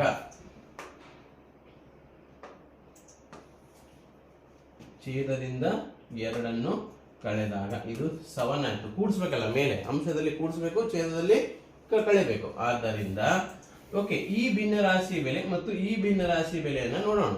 5/6 ಇದರ ಬೆಲೆಯನ್ನು ನಾನು ದಶಮಾಂಶದಲ್ಲಿ ನೋಡಿದ್ರೆ ಏನಾಗುತ್ತೆ? 6ಕ್ಕೆ ಹತ್ತುದಿಲ್ಲ, 0. ನೆಕ್ಸ್ಟ್ 6 6 42, 6 8 48. ಓಕೆನಾ? 6 8 48 ಆದ್ರೆ ಮುಂದೆ ಎಷ್ಟು ಉಳಿತು ನಮ್ಗೆ? 2 ಉಳಿತು. 2 ಉಳಿದ್ರೆ 6 3 18, 0.83 ಇದರ ಬೆಲೆ ನಮಗೆ ಇಲ್ಲಿ ಬಂತು. ಕ್ಲಿಯರ್ ಅಲ್ಲ? ಈಗ ಇದರ ಬೆಲೆಯನ್ನು ನಾವೀಗ ನೋಡೋಣ. ಓಕೆ, 4ರ 1 4. ಓಕೆ, ಪಾಯಿಂಟ್ ಆಟೋಮೆಟಿಕ್ಲಿ ನನಗೆ ಅಲ್ಲೇ ಗೊತ್ತಾಗ್ಬಿಡ್ತದೆ ಏನಂದ್ರೆ ಇದು 0 ಪಾಯಿಂಟ್ ಐತೆ, ಇದು 1 ಪಾಯಿಂಟ್ ಐತೆ, ಮುಂದೆ ಮಾಡೋ ಅವಶ್ಯಕತೆ ಕೂಡ ನನಗೆ ಇಲ್ಲ ಅಲ್ವಾ? ಇದ್ರ ಬೆಲೆ 1 ಪಾಯಿಂಟ್ ಅಂದ್ರೆ 1 ಪಾಯಿಂಟ್ ಪ್ಲಸ್ ಏನಾದ್ರೂ ಬರುತ್ತೆ. ಇದ್ರ ಬೆಲೆ ಏನ್ ಬಂತು? 0.83 ಬಂತು. ಅಂದ್ರೆ ಭಿನ್ನ ರಾಶಿ ಬೆಲೆ ಏನಾಗುತ್ತೆ ಅಂತ ಮಾತ್ರ ಇಲ್ಲಿ ಕೇಳಿದ್ದು, ಎಷ್ಟಾಗುತ್ತೆ ಅಂತ ಅನ್ನುವಂಥದ್ದಲ್ಲ. ಆದ್ದರಿಂದ ಕಡಿಮೆ ಆಗುತ್ತೆ, ಹೆಚ್ಚಾಗುತ್ತೆ, ಕಡಿಮೆ ಅಥವಾ ಹೆಚ್ಚು ಎರಡೂ ಆಗಬಹುದು, ಅಥವಾ ಈಕ್ವಲ್ ಸಮನಾಗಿರುವಂತಹದ್ದನ್ನ ಬರಬಹುದು ಅಂತ ಕೇಳಿದ್ದಾರೆ. ಯಾವಾಗ ಸಮನಾಗಿರೋದು ಬರ್ತದೆ ಅಂದ್ರೆ ಅಂಶ ಮತ್ತು ಛೇದಕ್ಕೆ ಒಂದೇ ಸಂಖ್ಯೆಯಿಂದ ಗುಣಿಸಿದಾಗ ಬರುತ್ತೆ ಅಲ್ವಾ? ಆದ್ದರಿಂದ ಇದಂತೂ ಅಲ್ಲ. ಅಥವಾ ಹೆಚ್ಚಾಗುತ್ತೆ ಅನ್ನುವಂಥದ್ದು ಆಲ್ರೆಡಿ ನನಗೆ ಇಲ್ಲೇ ಉತ್ತರ ಸಿಕ್ತು. ಯಾವುದೇ ಒಂದು ಭಿನ್ನರಾಶಿಗೆ ಅಂಶಕ್ಕೆ ನಾನು ಅಂಶಕ್ಕೆ ಎಷ್ಟು ಕೂಡಿಸಿರ್ತೀನಲ್ಲ ಛೇದದಿಂದ ಅಷ್ಟನ್ನೇ ನಾವು ಕಳೆದ್ರೆ ಆಟೋಮೆಟಿಕ್ಲಿ ಏನಾಗುತ್ತೆ, ಇದರ ಬೆಲೆ ಹೆಚ್ಚಾಗುತ್ತೆ. ಕಡಿಮೆ ಆಗಲಿಕ್ಕೆ ಕೂಡ ಸಾಧ್ಯತೆ ಇಲ್ಲ. ಸರಿಯಾದಂತ ಉತ್ತರ ಹೆಚ್ಚು. ಒಂದು ಭಿನ್ನರಾಶಿಗೆ ಸಂಬಂಧಪಟ್ಟಂತೆ ಸರಳೀಕರಣ ಲೆಕ್ಕವನ್ನು ಕೊಟ್ಟಿದ್ದು, ಇದನ್ನ ನಾನು ಸಂಕ್ಷೇಪಿಸಿ ಅಂದಾಜಿಸಿದಾಗ ಬರುವಂತ ಉತ್ತರ ಏನು ಅಂತ ಕೇಳಿದರೆ, ಸಂಕ್ಷೇಪಿಸಿ ಅಂದಾಜಿಸಿದಾಗ ಅಂತಂದ್ರೆ ಮೊದಲು ಸಂಕ್ಷೇಪಿಸಬೇಕು, ಆಮೇಲೆ ಅಂದಾಜು ಮಾಡಬೇಕು. ಅಂದಾಜಿನ ಸಂಕ್ಷೇಪ ಅಂತ ಕೊಟ್ರಪ್ಪ ಅಂದ್ರೆ ಫಸ್ಟ್ ಅಂದಾಜು ಮಾಡಿ ಆಮೇಲೆ ಸಂಕ್ಷೇಪವನ್ನ ಮಾಡಬೇಕಾಗಿರ್ತದೆ. ಓಕೆ, ಬಹಳ ಸರಳವಾಗಿರ್ತಕ್ಕಂಥ ಲೆಕ್ಕ. ಮೊದಲೇ ನಾನು ಪ್ರಾಬ್ಲಮ್ ಅನ್ನು ನೀಟಾಗಿ ಬರ್ಕೊಂಡ್ಬಿಡೋಣ. 3/4 ಲೆಕ್ಕ ಚೇಂಜ್ ಆಯ್ತಿದ್ದು. ಓಕೆ,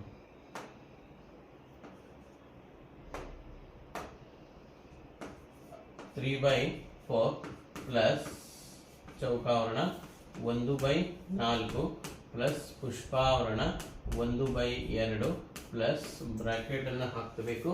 ಬ್ರಾಕೆಟ್ 1/2 ಪ್ಲಸ್ 1/4 ಇಲ್ಲ, ಈ ಬ್ರಾಕೆಟ್ ಅಲ್ಲಿ ಇದೆ ಅಲ್ವಾ.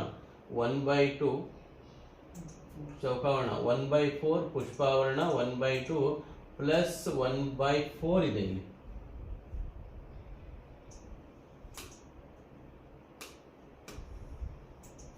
(1/4) plus 1/2 into 3/4 into 2 bracket complete ಆಗುತ್ತೆ. -1/2 ಪುಷ್ಪಾವರಣ ಕಂಪ್ಲೀಟ್ ಆಗುತ್ತೆ. -1/4. ಓಕೆ, ಲಾಸ್ಟ್ ಚೌಕಾವರಣ ಕೂಡ ಕಂಪ್ಲೀಟ್ ಆಗುತ್ತೆ. ಲೆಕ್ಕವನ್ನು ಸರಿಯಾದ ರೀತಿ ಬರ್ಕೊಂಡಿವೆ ಇಲ್ಲ ಒಂದ್ಸಲ ಚೆಕ್ ಮಾಡಿಕೊಂಡು ಲೆಕ್ಕವನ್ನು ಕಂಟಿನ್ಯೂ ಮಾಡಿರಿ. ಎಲ್ಲಾದ್ರೂ ಒಂದು ಮಿಸ್ಟೇಕನ್ನು ಮಾಡಿದರೆ ಕಂಪ್ಲೀಟ್ ಲೆಕ್ಕ ಆಗುವವರೆಗೂ ಅದು ತಪ್ಪಾಗಿಯೇ ಬರ್ತಾ ಹೋಗುತ್ತೆ. ಓಕೆನಾ, ರೈಟ್, ಬಿಡಿಸ್ತಾ ಹೋಗೋಣ. ಫಸ್ಟ್ ನಾನು ಬಿಡಿಸ್ತಕ್ಕಂಥದ್ದು ಏನು ಬಿಡಿಸ್ಬೇಕು, ಬ್ರಾಕೆಟ್ನಲ್ಲಿ ಇರೋದನ್ನ ಕಂಪ್ಲೀಟ್ ಆಗಿ ಬಿಡಿಸಬೇಕಾಗುತ್ತೆ. ಬ್ರಾಕೆಟ್ನಲ್ಲಿ ಇರೋದನ್ನೆಲ್ಲ ನಾನು ಒಂದೊಂದು ಸ್ಟೆಪ್ಪಿಗೆ ಅದನ್ನು ಕ್ಲಿಯರ್ ಮಾಡ್ಕೊತ ಹೋಗ್ತೇನೆ. ಬ್ರಾಕೆಟ್ನಲ್ಲಿ ಇರೋದನ್ನೆಲ್ಲ ನಾನು ಒಂದ್ಸಲಿ ನಾನು ಏನಾದ್ರು ಬಿಡಿಸೋದಾಗಿದ್ರೆ ಏನಾಗುತ್ತಿದ್ರೆ ಆನ್ಸರು 1/4 ಪ್ಲಸ್ 1/2 ಇಂಟು 3/4 ಇಂಟು 2 ಅಂತ ನಾನು ಇಲ್ಲಿ ಮಾಡ್ತೇನೆ. 2 ಸಿಕ್ತು. 2 ಅಂತ ಕೊಟ್ಟಾಗ 1/4 ಪ್ಲಸ್ 1 ಇಂಟು 3 ಅಂತಂದ್ರೆ 3, 2 4. ಛೇದಗಳು ಸಮನಾಗಿವೆ. ಛೇದಗಳು ಸಮನಾಗಿದ್ದಾಗ ಆನ್ಸರ್ ಏನು ಸಿಕ್ತು, 4/4. 4/4 ಅಂತಂದ್ರೆ ಆನ್ಸರ್ ಈಸ್ 1. ಅಂದ್ರೆ ಇದು ಟೋಟಲ್ ಇದರಿಂದ ಸಿಗುವಂತ ಆನ್ಸರ್ ನಮಗೆ ಎಷ್ಟು ಸಿಗ್ತಾಗರೆ 1 ಬರುವಂತಹ ಒಂದು ಉತ್ತರ ಈ ಟೋಟಲ್ ಬ್ರಾಕೆಟ್ ಅನ್ನ ಬಿಡಿಸಿದಾಗ. ಓಕೆ, ಇದನ್ನೀಗ ತೆಗೆಯೋಣ. ಇದರ ಸೈಡ್ ಅಲ್ಲಿ ನೀವು ಈ ಲೆಕ್ಕವನ್ನ ಮಾಡ್ಕೋಬೇಕು, ಇದರಲ್ಲಿ ಹಾಕಬೇಕು. ಸರಿ, ಹಾಗಾದ್ರೆ ಇದರಿಂದ ಬರುವಂತ ಆನ್ಸರ್ ಎಷ್ಟು ಸಿಕ್ತು ನನಗೆ 1. ಓಕೆ, ಇದರಿಂದ ಸಿಕ್ಕಂತ ಆನ್ಸರ್ ಎಷ್ಟು 1. 3/4 ಪ್ಲಸ್ ಚೌಕಾವರಣ 1/4 ಪ್ಲಸ್ 1/2 ಅಂದರೆ ಇದ್ರ ಒಳಗಡೆ ಪುಷ್ಪಾವರಣ ಇದೆ. 1/2 ಪ್ಲಸ್ ಇದರಿಂದ ಕಂಪ್ಲೀಟ್ ಆಗಿ ಸಿಕ್ಕಂತ ಆನ್ಸರ್ ಎಷ್ಟು ನನಗೆ 1 ಮೈನಸ್ 1/2. ಪುಷ್ಪಾವರಣ ಕಂಪ್ಲೀಟ್ ಆಯಿತು. -1/4. ಓಕೆ, ಚೌಕಾವರಣ ಕಂಪ್ಲೀಟ್. ಈಗ ನಾನು ನೆಕ್ಸ್ಟ್ ಬಿಡಿಸಬೇಕಾಗಿದ್ದು ಯಾವುದು, ಫಸ್ಟ್ ಅಲ್ಪಾವರಣ ಕಂಪ್ಲೀಟ್ ಮಾಡ್ಕೊಂಡಿವಿ. ಇವಾಗ ಮಾಡಬೇಕಾಗಿದ್ದು ಪುಷ್ಪಾವರಣದಲ್ಲಿ ಇರುವುದನ್ನೆಲ್ಲ ನಾವಿಲ್ಲಿ ಕಂಪ್ಲೀಟ್ ಆಗಿ ಬಿಡಿಸೋಣ. ಸರಿ, ಹಾಗಾದ್ರೆ 3/4 3/4 ಇರುತ್ತೆ ಪ್ಲಸ್ ಚೌಕಾವರಣ 1/4 ಪ್ಲಸ್ ಚೌಕಾವರಣದಲ್ಲಿ ಇರುವುದನ್ನೆಲ್ಲ ನಾನು ಒಂದ್ ಸೈಡ್ ತಕೊಂಡ್ರೆ ಪ್ಲಸ್ 1/2 -1/2 ಆಟೋಮೆಟಿಕ್ಲಿ ಕ್ಯಾನ್ಸಲ್ ಆಯ್ತಲ್ಲ. ಇವೆರಡು ಏನಾಯ್ತು ಒಂದರಲ್ಲಿ ಅಂದ್ರೆ -1/2 ನಲ್ಲಿ +1/2 ಎರಡು 0 ಆನ್ಸರ್ ಅನ್ನು ಬಂತು. ಇದರಿಂದ ಬಂದಂತ ಆನ್ಸರ್ ಎಷ್ಟಾಗರ 1 ಉಳಿತು. ಇಲ್ಲಿ ಟೋಟಲ್ ಇದರಿಂದ ಸಿಗುವಂತ ಆನ್ಸರ್ 1 -1/4. ಓಕೆನಾ, ನೆಕ್ಸ್ಟ್ ಇದರಲ್ಲಿ ಇರುವಂತಹ ಚೌಕಾವರಣದಲ್ಲಿ ಇರುವಂತಹದನ್ನ ಕಂಪ್ಲೀಟ್ ಆಗಿ ನಾನು ಬಿಡಿಸ್ಕೊಂತೀನಿ. ಇಲ್ಲಿ ಕೂಡ +1/4 -1/4 ಕ್ಯಾನ್ಸಲ್ ಆಯ್ತು. ಓಕೆ, ಏನ್ ಉಳಿತು, ಇಲ್ಲಿ 1 ಮಾತ್ರ ಉಳಿತು. So 3/4 plus 1 equal to 1/3/4. Okay, ಈಗ ಇದರ ಆನ್ಸರ್ ಏನು ಬಂತು? 1/3/4. 1/3/4 ಅನ್ನ ನಾನು ದಶಮಾಂಶದಲ್ಲಿ ಬರೆದಾಗ, ಯಾಕಂದ್ರೆ ಇದರಲ್ಲಿ ಮುಂದುವರಿದ ಭಾಗ ಕೇಳಿದ್ದಾರೆ, ಅಂದಾಜಿಸಿದಾಗ ಇದನ್ನೊಂದು ಅಂದಾಜು ಮಾಡಿದ್ರೆ ಏನ್ ಆನ್ಸರ್ ಬರುತ್ತೆ ಅನ್ನೋದನ್ನ ಕೇಳಿದ್ದಾರೆ. 1/3/4 ಇದರ ಒಂದು ದಶಮಾಂಶ ರೂಪ ಏನಾಗುತ್ತೆ? 1.75. 3/4 ಅಂತಂದ್ರೆ 0.75. ಸರಿಯಾಗಿದೆ. 1.75 ಅನ್ನುವಂಥದ್ದು ಯಾವ ಸಂಖ್ಯೆಗೆ ಒಂದು ಸಮೀಪ ಇದೆ ಅಂತಂದ್ರೆ ಸರಿಯಾದ ಉತ್ತರ 2. 2ಕ್ಕೆ ಇದು ಸರಿಯಾಗಿರುವಂತಹ ಒಂದು ಉತ್ತರವಾಗಿದೆ. ಯಾಕಂದ್ರೆ 1.75ರ ಸಮೀಪ ಬೆಲೆ ಯಾವುದಕ್ಕಿದು ಹತ್ರ ಐತೆ? ಅಂದಾಜು ಮೀನ್ಸ್ ಏನು? ಸಮೀಪ ಬೆಲೆ ಅಂತ ಕೊಡ್ತದ. ಸಮೀಪ ಬೆಲೆ ಅಂತಂದ್ರೆ ಹತ್ರ ಇರುವಂತದ್ದನ್ನ ನಾವಲ್ಲಿ ಆನ್ಸರ್ ಹಾಕಬೇಕಾಗುತ್ತೆ. ಆನ್ಸರ್ ಡಿ ಸರಿಯಾದಂತ ಒಂದು ಉತ್ತರ. ನೆಕ್ಸ್ಟ್ ಸಂಖ್ಯೆ 52ನೇದು. 15ರಿಂದ ಭಾಗಿಸಲ್ಪಡುವ 4 ಅಂಕಿಯ ಅತಿ ದೊಡ್ಡ ಸಂಖ್ಯೆಯು ಯಾವುದು ಎಂಬ ಪ್ರಶ್ನೆಯನ್ನ ಕೇಳಿದ್ದಾರೆ. ಬಹಳ ಸಿಂಪಲ್ ಆಗಿರ್ತಕ್ಕಂಥ ಪ್ರಶ್ನೆ.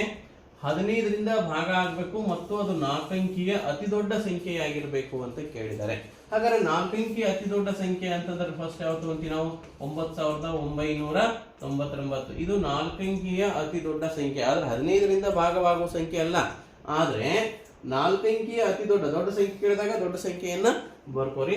ಇದನ್ನ 15ರಿಂದ ನಾವಿಲ್ಲಿ ಭಾಗಿಸ್ಬೇಕಾಗತ್ತೆ.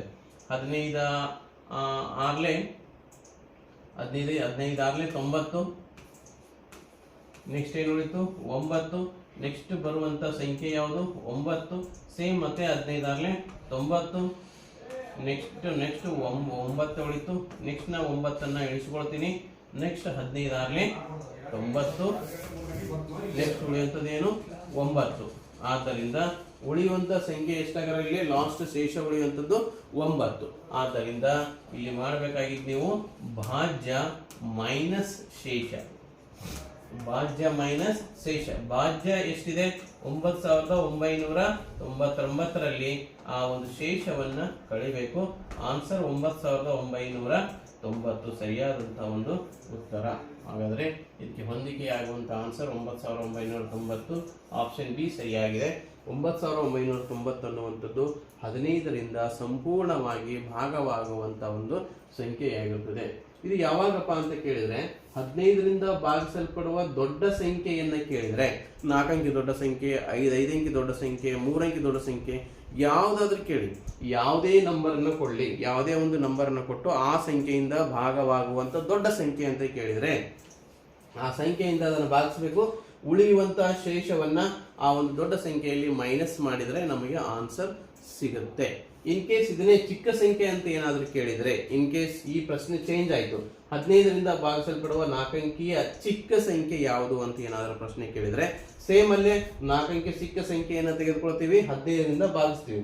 ಉಳಿಯುವಂತಹ ಶೇಷವನ್ನ ಭಾಜಕ ಮೈನಸ್ ಶೇಷ, ಓಕೆ, ಭಾಜಕ ಮೈನಸ್ ಶೇಷ ಮಾಡಿ ಬಂದಂತ ಆನ್ಸರ್ ನ ಭಾಜ್ಯದಲ್ಲಿ ಪ್ಲಸ್ ಮಾಡಿದ್ರೆ ನಮಗೆ ಆನ್ಸರ್ ಸಿಗುತ್ತೆ. ಇದು ಯಾವಾಗ? ಚಿಕ್ಕ ಸಂಖ್ಯೆಯನ್ನ ಕೇಳಿದಾಗ. ಇಲ್ಲಿ ದೊಡ್ಡ ಸಂಖ್ಯೆಯನ್ನ ಕೇಳಿದ್ದಾರೆ, ಆದ್ದರಿಂದ ನಾವಿಲ್ಲಿ ದೊಡ್ಡ ಸಂಖ್ಯೆಗೆ ಸಂಬಂಧಪಟ್ಟಂತೆ ಆನ್ಸರ್ ನ ಮಾಡಿದ್ದೇವೆ. ಯಾವುದೇ ತರ ಪ್ರಶ್ನೆ ಆದರೂ ಆಗಿರಲಿ, ದೊಡ್ಡ ಸಂಖ್ಯೆ ಕೇಳಿದ್ರೆ ಇದೇ ವಿಧಾನವನ್ನ ನಾವು ಮಾಡಬೇಕು. ಆ ಸಂಖ್ಯೆಯನ್ನ ಭಾಗಿಸಬೇಕು, ಉಳಿಯುವಂತ ಶೇಷವನ್ನು. ಯಾಕಂದ್ರೆ ಇದು ಏನಿದು, ಆ ಸಂಖ್ಯೆಯಿಂದ ಭಾಗಿಸಿದಾಗ ಎಕ್ಸ್ಟ್ರಾ ಆಗುವಂತದ್ದು ಇದು. ಈ 9 ಅನ್ನುವಂಥದ್ದು ಏನಿದು ಎಕ್ಸ್ಟ್ರಾ ಬರುತ್ತೆ. 9990ರಲ್ಲಿ ನಾನು ಸಂಪೂರ್ಣವಾಗಿ ಭಾಗಿಸಿದಾಗ ಇಷ್ಟು ನನಗೆ ಉಳಿಯುತ್ತೆ ಅಂತ ಅರ್ಥ. ಉಳಿಯುವುದನ್ನ ಕತ್ತರಿಸಿದ್ರೆ ನನಗೆ ಸಿಗುವಂತದ್ದು ಏನಾಗಿರ್ತದೆ? ಅದರಿಂದ ಭಾಗವಾಗುವಂತ ಒಂದು ಸಂಖ್ಯೆ ಆಗಿರುತ್ತೆ. ಅದರಿಂದ ಆನ್ಸರ್ 9990. ಪ್ರಶ್ನೆ ಸಂಖ್ಯೆ 53. ಒಂದು ಪ್ಯಾಕೆಟ್ ನಲ್ಲಿ 500 ಮಿಲಿಲೀಟರ್ ಹಾಲು ತುಂಬಲಾಗಿದ್ದರೆ 25 ಲೀಟರ್ ಹಾಲನ್ನು ಖರೀದಿಸಿದರೆ ಎಷ್ಟು ಪ್ಯಾಕೆಟ್ಗಳನ್ನ ತುಂಬಬಹುದು? ಓಕೆ, ಒಂದು ಪ್ಯಾಕೆಟ್ ನಲ್ಲಿ ನಾನು ಎಷ್ಟು ಹಾಲನ್ನ ಹಾಕಬಹುದು ಅನ್ನೋದಾದ್ರೆ, ಒಂದು packet is equal to 500 ml ಅನ್ನ ನಾನಿಲ್ಲಿ ಹಾಲನ್ನ ಹಾಕಬಹುದು. ನನ್ನಲ್ಲಿ ಹಾಲು ಎಷ್ಟು ತಗೊಂಡಿನಿ? ನಾನು 25 ಲೀಟರ್ ಹಾಲನ್ನ ತೆಗೆದುಕೊಂಡೇನಿ ಅಲ್ವಾ. 25 ಲೀಟರ್ ಮೀನ್ಸ್ 1 ಲೀಟರ್ ಅಂದ್ರೆ ನಾವೇನ್ ಕನ್ಸಿಡರ್ ಮಾಡ್ತೀವಿ? 1 litre is equal to 1000 ml ಅಂತ ಕನ್ಸಿಡರ್ ಮಾಡ್ತೀವಿ. ಹಾಗಾದ್ರೆ ನನ್ನಲ್ಲಿ ಇರುವಂತದ್ದೇನು? 25 ಲೀಟರ್ ಇದೆ. 25 ಲೀಟರ್ ಮೀನ್ಸ್ 25,000 ml ನನ್ನ ಹತ್ರ ಇರುವಂತ ಟೋಟಲ್ ಹಾಲು. ಹಾಗಾದ್ರೆ ಒಂದು ಪ್ಯಾಕೆಟ್ ನಲ್ಲಿ 500 ml ಹಾಕಬೇಕಾಗಿತ್ತು ಅಂತಂದ್ರೆ 25,000 ml ಹಾಕಬೇಕಾಗಿತ್ತು ಅಂದ್ರೆ ಎಷ್ಟು ಪ್ಯಾಕೆಟ್ಗಳ ಅವಶ್ಯಕತೆ ಇದೆ? ಓರೆ ಗುಣಾಕಾರ ಪದ್ಧತಿಯನ್ನು ನೀವು ಮಾಡ್ತೀರಲ್ವಾ? So 1 × 25,000 divided by 500. 2 ಕ್ಯಾನ್ಸಲ್ ಮಾಡ್ತೀವಿ. 5 1 5 25 0. ಸೊ ಆನ್ಸರ್ ಎಷ್ಟಾಗುತ್ತೆ ಅಂತಂದ್ರೆ 50 ಪ್ಯಾಕೆಟ್ಗಳ ಒಂದು ಅವಶ್ಯಕತೆ ನನಗಲ್ಲಿ ಬೇಕಾಗುತ್ತೆ. ಓಕೆ, ಪ್ರತಿ ಲೀಟರ್ಗೆ 2 ಬೇಕಾಗುತ್ತೆ ಅಲ್ವಾ? 500 ml ಗೆ 1 ಅಂದ್ರೆ 1 ಲೀಟರ್ಗೆ ಎಷ್ಟು ಬೇಕಾಯ್ತು? ಪಾಕೆಟ್ 2 ಬೇಕಾಯ್ತು. ಸೊ 25 ಲೀಟರ್ಗೆ ಎಷ್ಟು ಬೇಕಾಗುತ್ತೆ? 50 ಬೇಕಾಗುತ್ತೆ. ಸೊ ಸರಿಯಾದಂತ ಉತ್ತರ ಆಪ್ಷನ್ ಡಿ ಸರಿಯಾಗಿರುವಂತಹ ಒಂದು ಉತ್ತರ. ಪ್ರಶ್ನೆ ಸಂಖ್ಯೆ 54.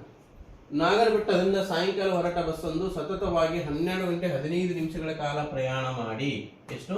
12 ಗಂಟೆ 15 ನಿಮಿಷಗಳ ಕಾಲ ಪ್ರಯಾಣ ಮಾಡಿ ಬೆಳಗ್ಗೆ 4:30ಕ್ಕೆ ಬೆಂಗಳೂರನ್ನ ತಲುಪಿದ್ರೆ ಆ ಬಸ್ಸು ನಾಗರಬೆಟ್ಟವನ್ನ ಬಿಟ್ಟಂತ ಸಮಯ ಎಷ್ಟು ಎಂಬ ಪ್ರಶ್ನೆಯನ್ನ ಕೇಳಿದ್ದಾರೆ. ಅಂದ್ರೆ ಬಸ್ಸು ಯಾವಾಗ ತನ್ನ ಪ್ರಯಾಣವನ್ನ ಪ್ರಾರಂಭ ಮಾಡಿದ್ದು ಗೊತ್ತಿಲ್ಲ, ಪ್ರಯಾಣದ ಅವಧಿಯನ್ನ ಕೊಟ್ಟಿದ್ದಾರೆ. ಪ್ರಯಾಣದ ಅವಧಿ ಎಷ್ಟು ಕೊಟ್ಟಿದ್ದಾರೆ? 12 ಗಂಟೆ 15 ನಿಮಿಷಗಳ ಕಾಲ ಅದೊಂದು ಪ್ರಯಾಣವನ್ನ ಮಾಡಿದೆ. ಮತ್ತು ತಲುಪಿದ ಸಮಯವನ್ನು ಕೂಡ ಕೊಟ್ಟಿದ್ದಾರೆ, 4 ಗಂಟೆ 30 ನಿಮಿಷ ಅಂತ ಕೊಟ್ಟಿದ್ದಾರೆ. ಹಾಗಾದ್ರೆ ನಾನು ಏನ್ ಮಾಡ್ತೀನಿ ಈಗ? 4 ಗಂಟೆ 30 ನಿಮಿಷವನ್ನ 24 ಗಂಟೆಯ ಗಡಿಯಾರಕ್ಕೆ ಪರಿವರ್ತನೆಯನ್ನ ಮಾಡ್ಕೊಳ್ಳೋಣ. ಓಕೆನಾ? 24 ಇದನ್ನ ಆಕ್ಚುಲಿ ಇದು AM ಅಂತಾನೆ ಐತೆ. AM ಇರೋದನ್ನ ನಾನು ಏನ್ ಮಾಡ್ಕೊಳ್ತೀನಿ ಈಗ 24 ಅವರ್ಸ್ ಅಂದ್ರೆ ಒನ್ಲೈನ್ ಮೆಥಡ್ ಅಲ್ಲಿ ಬರೋ ಸಂಬಂಧ 24 ಅವರ್ಸ್ ನಾನು ಅದನ್ನ ಕನ್ವರ್ಟ್ ಮಾಡ್ಕೊಂಡ್ರೆ +12 ಆಗುತ್ತೆ. ಓಕೆ, +12 ಆದ್ರೆ 4:30ಕ್ಕೆ ನಾನು 12 ಸೇರಿಸಿದ್ರೆ 12 + 4 16 ಗಂಟೆ 30 ನಿಮಿಷ ಅಂತ ನಾನು ಕನ್ಸಿಡರ್ ಆಗುತ್ತೆ. 16 ಗಂಟೆ 30 ನಿಮಿಷದಲ್ಲಿ ಬಸ್ ಪ್ರಯಾಣ ಮಾಡಿರಕ್ಕಂತ ಸಮಯ ಎಷ್ಟು? 12 ಗಂಟೆ 15 ನಿಮಿಷಗಳ ಕಾಲ ಅದು ಪ್ರಯಾಣವನ್ನ ಮಾಡಿದೆ. 12 ಗಂಟೆ ಮತ್ತು 15 ನಿಮಿಷಗಳ ಕಾಲ ಇದು ಪ್ರಯಾಣ ಮಾಡಿದೆ. ಸೊ 30ರಲ್ಲಿ 15 ಹೋದ್ರೆ 15 ನಿಮಿಷ ಉಳಿತು. 16ರಲ್ಲಿ 12 ಹೋದ್ರೆ ಇಲ್ಲಿ 4 ಗಂಟೆ ಅಂತ ಆಯ್ತು. ಅಂದ್ರೆ ಆ ಬಸ್ ಯಾವಾಗ ಪ್ರಯಾಣವನ್ನು ಸ್ಟಾರ್ಟ್ ಮಾಡಿತು ಅಂತಂದ್ರೆ ಇಲ್ಲಿ ಕೂಡ ನಾನು ಟೈಮ್ ಅನ್ನ ಚೇಂಜ್ ಮಾಡ್ಕೋಬೇಕಾಗುತ್ತೆ. ಓಕೆನಾ? 4:15 ನಾನು ಏನಂತ ತೆಗೆದುಕೊಳ್ಬೇಕು? AM ಅಥವಾ PM ಅನ್ನುವಂಥದ್ದನ್ನ. ಇಲ್ಲಿ ನಾನು AM ಅಂತ ಅನ್ನೋದನ್ನ ಏನ್ ಮಾಡ್ಕೊಂಡಿನಿ? PM ಆಗಿ ಕನ್ವರ್ಟ್ ಅನ್ನ ಮಾಡ್ಕೊಂಡಿದ್ದೀನಿ. ಇದು ಸದ್ಯಕ್ಕೆ ಇದು PM AM ಬಂತು ಅಂದ್ರೆ ಇದನ್ನು ಕೂಡ ಏನ್ ಮಾಡ್ಕೋಬೇಕು? ಕನ್ವರ್ಟ್ ಮಾಡ್ಕೋಬೇಕು PM ಆಗಿ. ಆದ್ದರಿಂದ 4:15 ಸಾಯಂಕಾಲ 4 ಗಂಟೆ 15 ನಿಮಿಷ ಸಂಜೆ. ಎರಡನ್ನು ಚೇಂಜ್ ಮಾಡ್ಕೋಬೇಕು ನಾವಿಲ್ಲಿ. ಯಾಕಂದ್ರೆ ಇಲ್ಲಿ ಫಸ್ಟ್ ಏನ್ ಮಾಡಿವಿ? ಫಸ್ಟ್ 4 ಗಂಟೆ 30 ನಿಮಿಷ. ಆಕ್ಚುಲಿ ಇದು ಏನಿದು? AM ಮಾರ್ನಿಂಗ್ ಇರುವಂತ ಸಮಯವನ್ನ ಸಾಯಂಕಾಲ ಅಂತ ನಾನು ಇಲ್ಲಿ ಮಾಡ್ಕೊಂಡಿದ್ದೆ ಅಂದಾಗ ಇಲ್ಲಿ ಬರುವಂತ ಉತ್ತರವನ್ನು ಕೂಡ ನಾನು ಏನ್ ಮಾಡ್ಕೋಬೇಕು? ಚೇಂಜ್ ಮಾಡ್ಕೋಬೇಕಾಗುತ್ತೆ. ಸೊ ಸರಿಯಾದ ಉತ್ತರ 4 ಗಂಟೆ 15 ನಿಮಿಷ PM.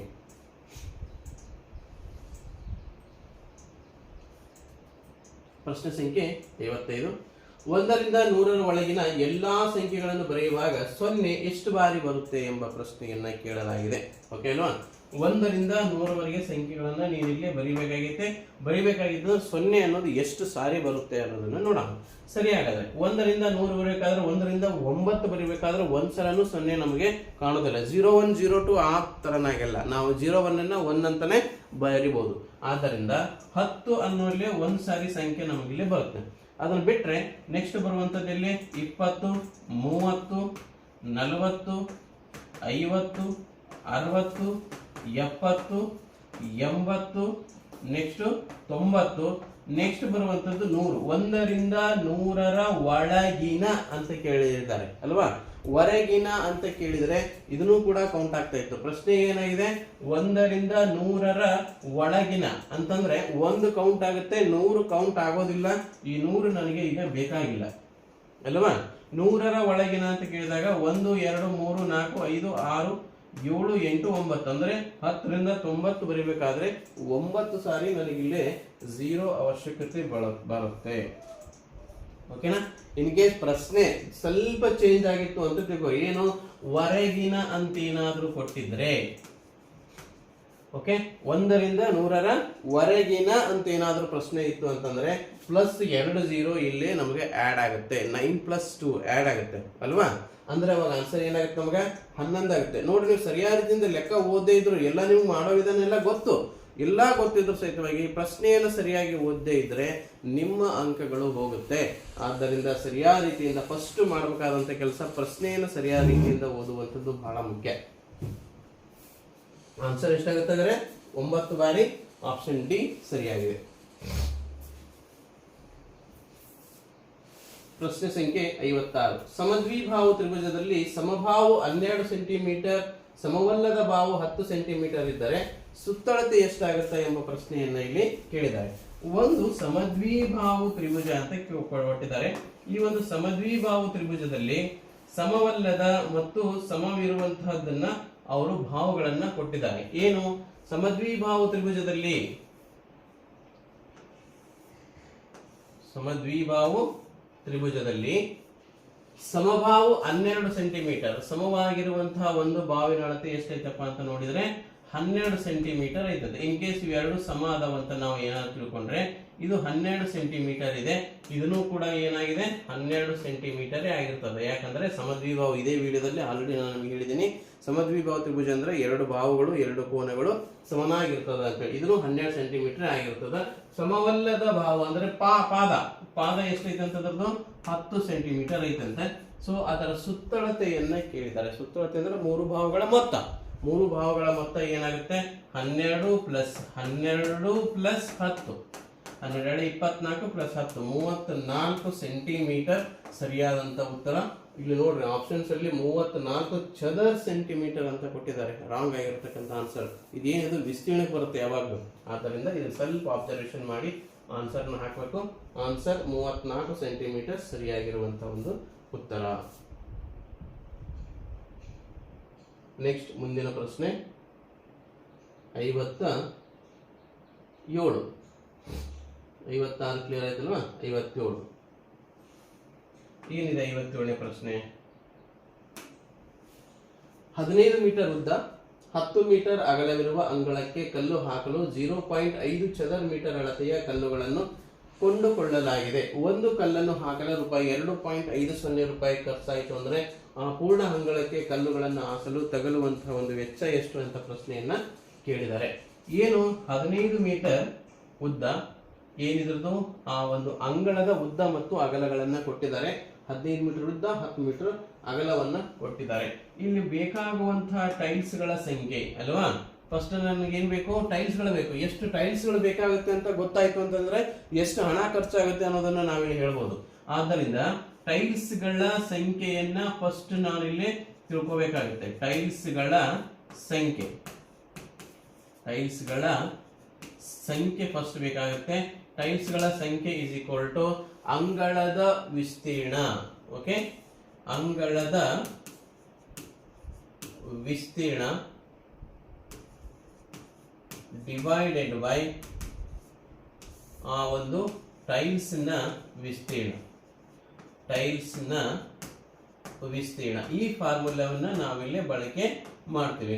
ಅಂಗಳದ ವಿಸ್ತೀರ್ಣ ಮತ್ತು ಟೈಲ್ಸ್ ನ ವಿಸ್ತೀರ್ಣ ನೋಡಿದಾಗ ಇಲ್ಲಿ ಇದನ್ನು ಕೂಡ ಮೀಟರ್ ಇದೆ, ಇದನ್ನು ಕೂಡ ಟೈಲ್ಸ್ ನ ವಿಸ್ತೀರ್ಣ ಕೂಡ ಚದರ ಮೀಟರ್ ನಲ್ಲಿ ಇದೆ. ಅಂದ್ರೆ ನಾನೇನು ಕನ್ವರ್ಟ್ ಮಾಡೋ ಅವಶ್ಯಕತೆ ಇಲ್ಲ. ಅಂದ್ರೆ ಅಂಗಳದ ವಿಸ್ತೀರ್ಣ ಎಷ್ಟೈತೆ? 15 ಮೀಟರ್ ಇಂಟು 10 ಮೀಟರ್ ಇದೆ. ಟೈಲ್ಸ್ ನ ವಿಸ್ತೀರ್ಣ ಆಲ್ರೆಡಿ ಅವರೇ ವಿಸ್ತೀರ್ಣ ರೆಡಿ ಮಾಡೇ ಕೊಟ್ಟಿದ್ದಾರೆ, ನಾವು ಮಾಡೋ ಅವಶ್ಯಕತೆನೇ ಇಲ್ಲ. 0.50 ಚದರ ಮೀಟರ್ ರೆಡಿ ಮಾಡಿ ಕೊಟ್ಟಿದ್ದಾರೆ. ಸೊ 0.50 20 ಅಲ್ವಾ? ಅಂದ್ರೆ ಇದರ ಪ್ರತಿ ಒಂದು ಮೀಟರ್ ನಲ್ಲಿ ಏನಾಗುತ್ತೆ? ಇದು 2 ಭಾಗ ಆಗುತ್ತೆ. ಅದರಿಂದ ಇಂಟು 20 = 15 30 ಮುಂದೆ ಒಂದು 0 300 ಚದರ ಮೀಟರ್ ಆಗುತ್ತೆ. ಇದರ ವಿಸ್ತೀರ್ಣ ಎಷ್ಟಾಗುತ್ತೆ? ಟೋಟಲ್ 300 ಚದರ ಮೀಟರ್. ಇಲ್ಲಿ ಏನ್ ಕೊಟ್ಟಿದ್ದಾರೆ? ಒಂದು ಕಲ್ಲನ್ನ ಹಾಕ್ಲಿಕ್ಕೆ 2.50. ಓಕೆ, ಒಂದು ಕಲ್ಲನ್ನ ಹಾಕ್ಲಿಕ್ಕೆ ₹2.50 ತಗಲಿದರೆ ಆ ಪೂರ್ಣ ಅಂಗಳಕ್ಕೆ ಕಲ್ಲುಗಳನ್ನು ಹಾಕಲು ತೆಗೆದುಕೊಳ್ಳುವಂತಹ ಒಂದು ವೆಚ್ಚ ಏನು ಅಂತ ಕೇಳಿದ್ದಾರೆ. ಓಕೆ, ಒಂದು ಕಲ್ಲು = ಅಥವಾ 1 ಚದರ್ ಮೀಟರ್ ನಲ್ಲಿ ಇರುವಂತಹದಕ್ಕ ಹಾಕ್ಲಿಕ್ಕೆ ನಮಗೆ ಬೇಕಾಗಿರುವಂತ ಹಣ ಎಷ್ಟು ಅಂತ ಕೇಳಿದ್ರೆ 2.50 ರೂಪಾಯಿ ನಮಗೆ ಬೇಕಾಗುತ್ತೆ. ನಮಗೆ ಎಷ್ಟು ಚದರ್ ಮೀಟರ್ ಇದೆ? 300 ಚದರ್ ಮೀಟರ್ ಇದೆ. 300 ಚದರ್ ಮೀಟರ್ಗೆ ಎಷ್ಟು ಹಣ ಬೇಕಾಗುತ್ತೆ? 300 ಇಂಟು 2.50. ಸರಿಯಾದ ಉತ್ತರ ಏನಾಗುತ್ತೆ ಅಂತ ನೋಡೋಣ. 3 0 0, 3 5 15, 3 6 1 7, ಮುಂದೆ 2 0 ಬರುತ್ತೆ. ಸೊ 2 ಸ್ಥಾನ ಬಿಟ್ಟು ನಾನು ಪಾಯಿಂಟ್ ಕೊಡ್ತೀನಿ. 750 ರೂಪಾಯಿ ಸರಿಯಾಗಿರುವಂತಹ ಒಂದು ಉತ್ತರ. ಆಪ್ಷನ್ ಡಿ ಯಲ್ಲಿ ಸರಿಯಾಗಿರುವಂತಹ ಒಂದು ಉತ್ತರ ನಾವಿಲ್ಲಿ ನೋಡಬಹುದು. ಓಕೆ, ಏನ್ ಮಾಡಬೇಕು? ಟೈಲ್ಸ್ಗಳ ಸಂಖ್ಯೆ ಫಸ್ಟ್ ನಾನು ಬೇಕಾಗುತ್ತೆ. ಟೈಲ್ಸ್ಗಳ ಸಂಖ್ಯೆ ಸಿಕ್ತು ಅಂತಂದ್ರೆ ಆಟೋಮೆಟಿಕ್ಲಿ ನಾನು ಅದಕ್ಕೆ ಎಷ್ಟು ಒಂದು ಟೈಲ್ಸ್ ನ ಬೆಲೆ ಏನು ಕೊಟ್ಟಿರ್ತಾರೆ ಇಂಟು ಮಲ್ಟಿಪಲ್ ಮಾಡಿದ್ರೆ ನಮಗೆ ಆನ್ಸರ್ ಸಿಗುತ್ತೆ.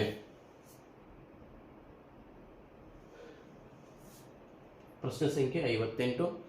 ಸಂಕಲನದ ಅನನ್ಯತಾಂಶ ಮತ್ತು ಗುಣಾಕಾರದ ಅನನ್ಯತಾಂಶಗಳು ಕ್ರಮವಾಗಿ ಏನಾಗಿರುತ್ತೆ ಎಂಬ ಪ್ರಶ್ನೆಯನ್ನ ಕೇಳಿದ್ದಾರೆ. ಸಂಕಲನದ ಅನನ್ಯತಾಂಶ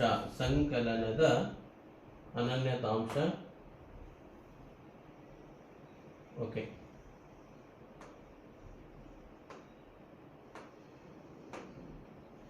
ಸಂಕಲನದ ಅನನ್ಯತಾಂಶವನ್ನ ಇಲ್ಲಿ ಕೇಳಿದ್ದಾರೆ. ಸಂಕಲನದ ಅನನ್ಯತಾಂಶ ಮತ್ತು ಗುಣಾಕಾರದ ಅನನ್ಯತಾಂಶ.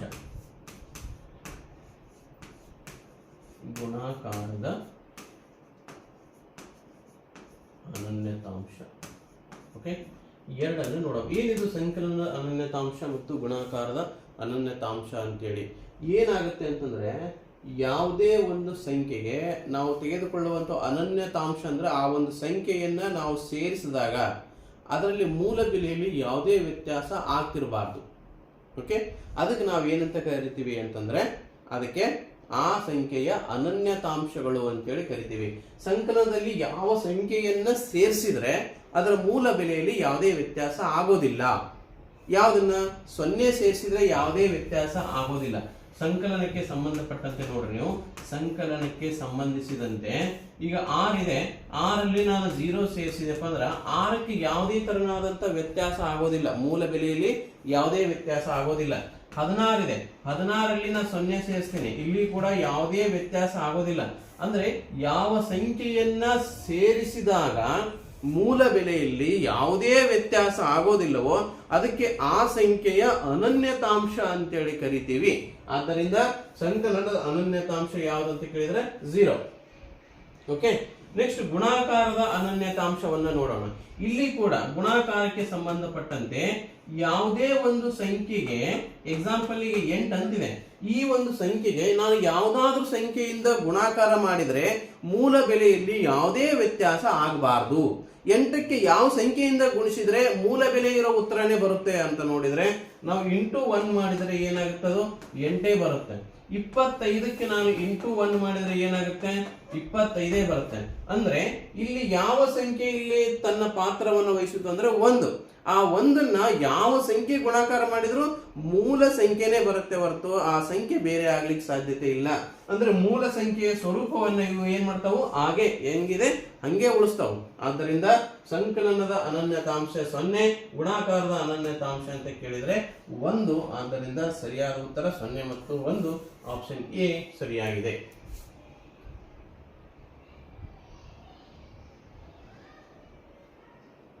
ಪ್ರಶ್ನೆ ಸಂಖ್ಯೆ 59. ಏನ್ ಕೊಟ್ಟಿದ್ದಾರೆ? ರಾಜೇಶನು ಬೇರೆ ಬೇರೆ ವಿಷಯಗಳಲ್ಲಿ ಪಡೆದ ಅಂಕಗಳನ್ನು ಸ್ತಂಭಲೇಖದಲ್ಲಿ ಕೊಡಲಾಗಿದೆ. ಸರಾಸರಿಗಿಂತ ಹೆಚ್ಚು ಅಂಕ ಪಡೆದ ವಿಷಯಗಳು ಯಾವುವು ಅಂತ ಪ್ರಶ್ನೆಯನ್ನ ಕೇಳಿದ್ದಾರೆ. ಸರಾಸರಿಗಿಂತ ಹೆಚ್ಚು ಅಂಕಗಳನ್ನ ಪಡೆದಂತಹ ಒಂದು ವಿಷಯಗಳು ಯಾವ ಅನ್ನೋದನ್ನ ನಾವಿಲ್ಲಿ ಹೇಳಬೇಕು. ಏನಿದು? ಇಲ್ಲಿ ಅಂಕಗಳನ್ನು ಕೊಟ್ಟಿದ್ದಾರೆ. 10, 20, 30, 40, 50, 60, 70 ಈ ತರ ಇವೇನು ಅಂಕಗಳನ್ನು ಕೊಟ್ಟಿದ್ದಾರೆ. ಹಿಂದಿಯಲ್ಲಿ ರಾಜೇಶ್ ಏನ್ ಮಾಡಿದಾನೆ ಅಂತ ಕೇಳಿದ್ರೆ 80 ಅಂಕಗಳನ್ನ ಹಿಂದಿಯಲ್ಲಿ ತೆಗೆದುಕೊಂಡಿದ್ದಾನೆ. ಇಂಗ್ಲಿಷ್ ನಲ್ಲಿ 60 ಅಂಕಗಳನ್ನ ತೆಗೆದುಕೊಂಡಾನೆ. ಗಣಿತದಲ್ಲಿ 70 ಅಂಕಗಳನ್ನ ತೆಗೆದುಕೊಂಡಿದ್ದಾನೆ. ನೆಕ್ಸ್ಟ್ ವಿಜ್ಞಾನದಲ್ಲಿ 50 ಅಂಕಗಳನ್ನ ತೆಗೆದುಕೊಂಡಿದ್ದಾನೆ. ನೆಕ್ಸ್ಟ್ ಸಮಾಜದಲ್ಲಿ 40 ಅಂಕಗಳನ್ನ ರಾಜೇಶ ತೆಗೆದುಕೊಂಡಿದ್ದಾನೆ. ಹಾಗಾದ್ರೆ ಯಾವ ವಿಷಯದಲ್ಲಿ ಸರಾಸರಿಗಿಂತ ಹೆಚ್ಚು ಅಂಕಗಳನ್ನು ಪಡೆದಿದ್ದಾನೆ? ಸರಾಸರಿ ಅಂತಂದ್ರೆ ಎವರೇಜ್ಗಿಂತಲೂ ಹೆಚ್ಚಾಗಿರಬೇಕು ಅಂತ ಕೇಳಿದ್ದಾರೆ. ಎವರೇಜ್ ಅಂದಾಗ ಏನ್ ಮಾಡ್ತೀವಿ? ಸರಾಸರಿ ಇಸ್ ಈಕ್ವಲ್ ಟು ಯಾವ ಫಾರ್ಮುಲಾ ಬಳಸ್ತೀವಿ? ಪ್ರಾಪ್ತಾಂಕಗಳ ಮೊತ್ತ ಡಿವೈಡೆಡ್ ಬೈ ಪ್ರಾಪ್ತಾಂಕಗಳ ಸಂಖ್ಯೆ. ಮೊತ್ತ ಅಂದ್ರೆ ಇವೆಲ್ಲವನ್ನ ಕೂಡಿಸ್ತೀವಿ. ಹಿಂದಿಯಲ್ಲಿ ಎಷ್ಟು ತಗೊಂಡಿದ್ದಾನೆ? 80 ತಗೊಂಡಿದ್ದಾನೆ. ನೆಕ್ಸ್ಟ್ ಇಂಗ್ಲಿಷ್ ನಲ್ಲಿ 60. ನೆಕ್ಸ್ಟ್ ಹಿಂದಿಯಲ್ಲಿ ಗಣಿತದಲ್ಲಿ 70. ನೆಕ್ಸ್ಟ್ ಬರುವಂತದ್ದು ವಿಜ್ಞಾನದಲ್ಲಿ 50.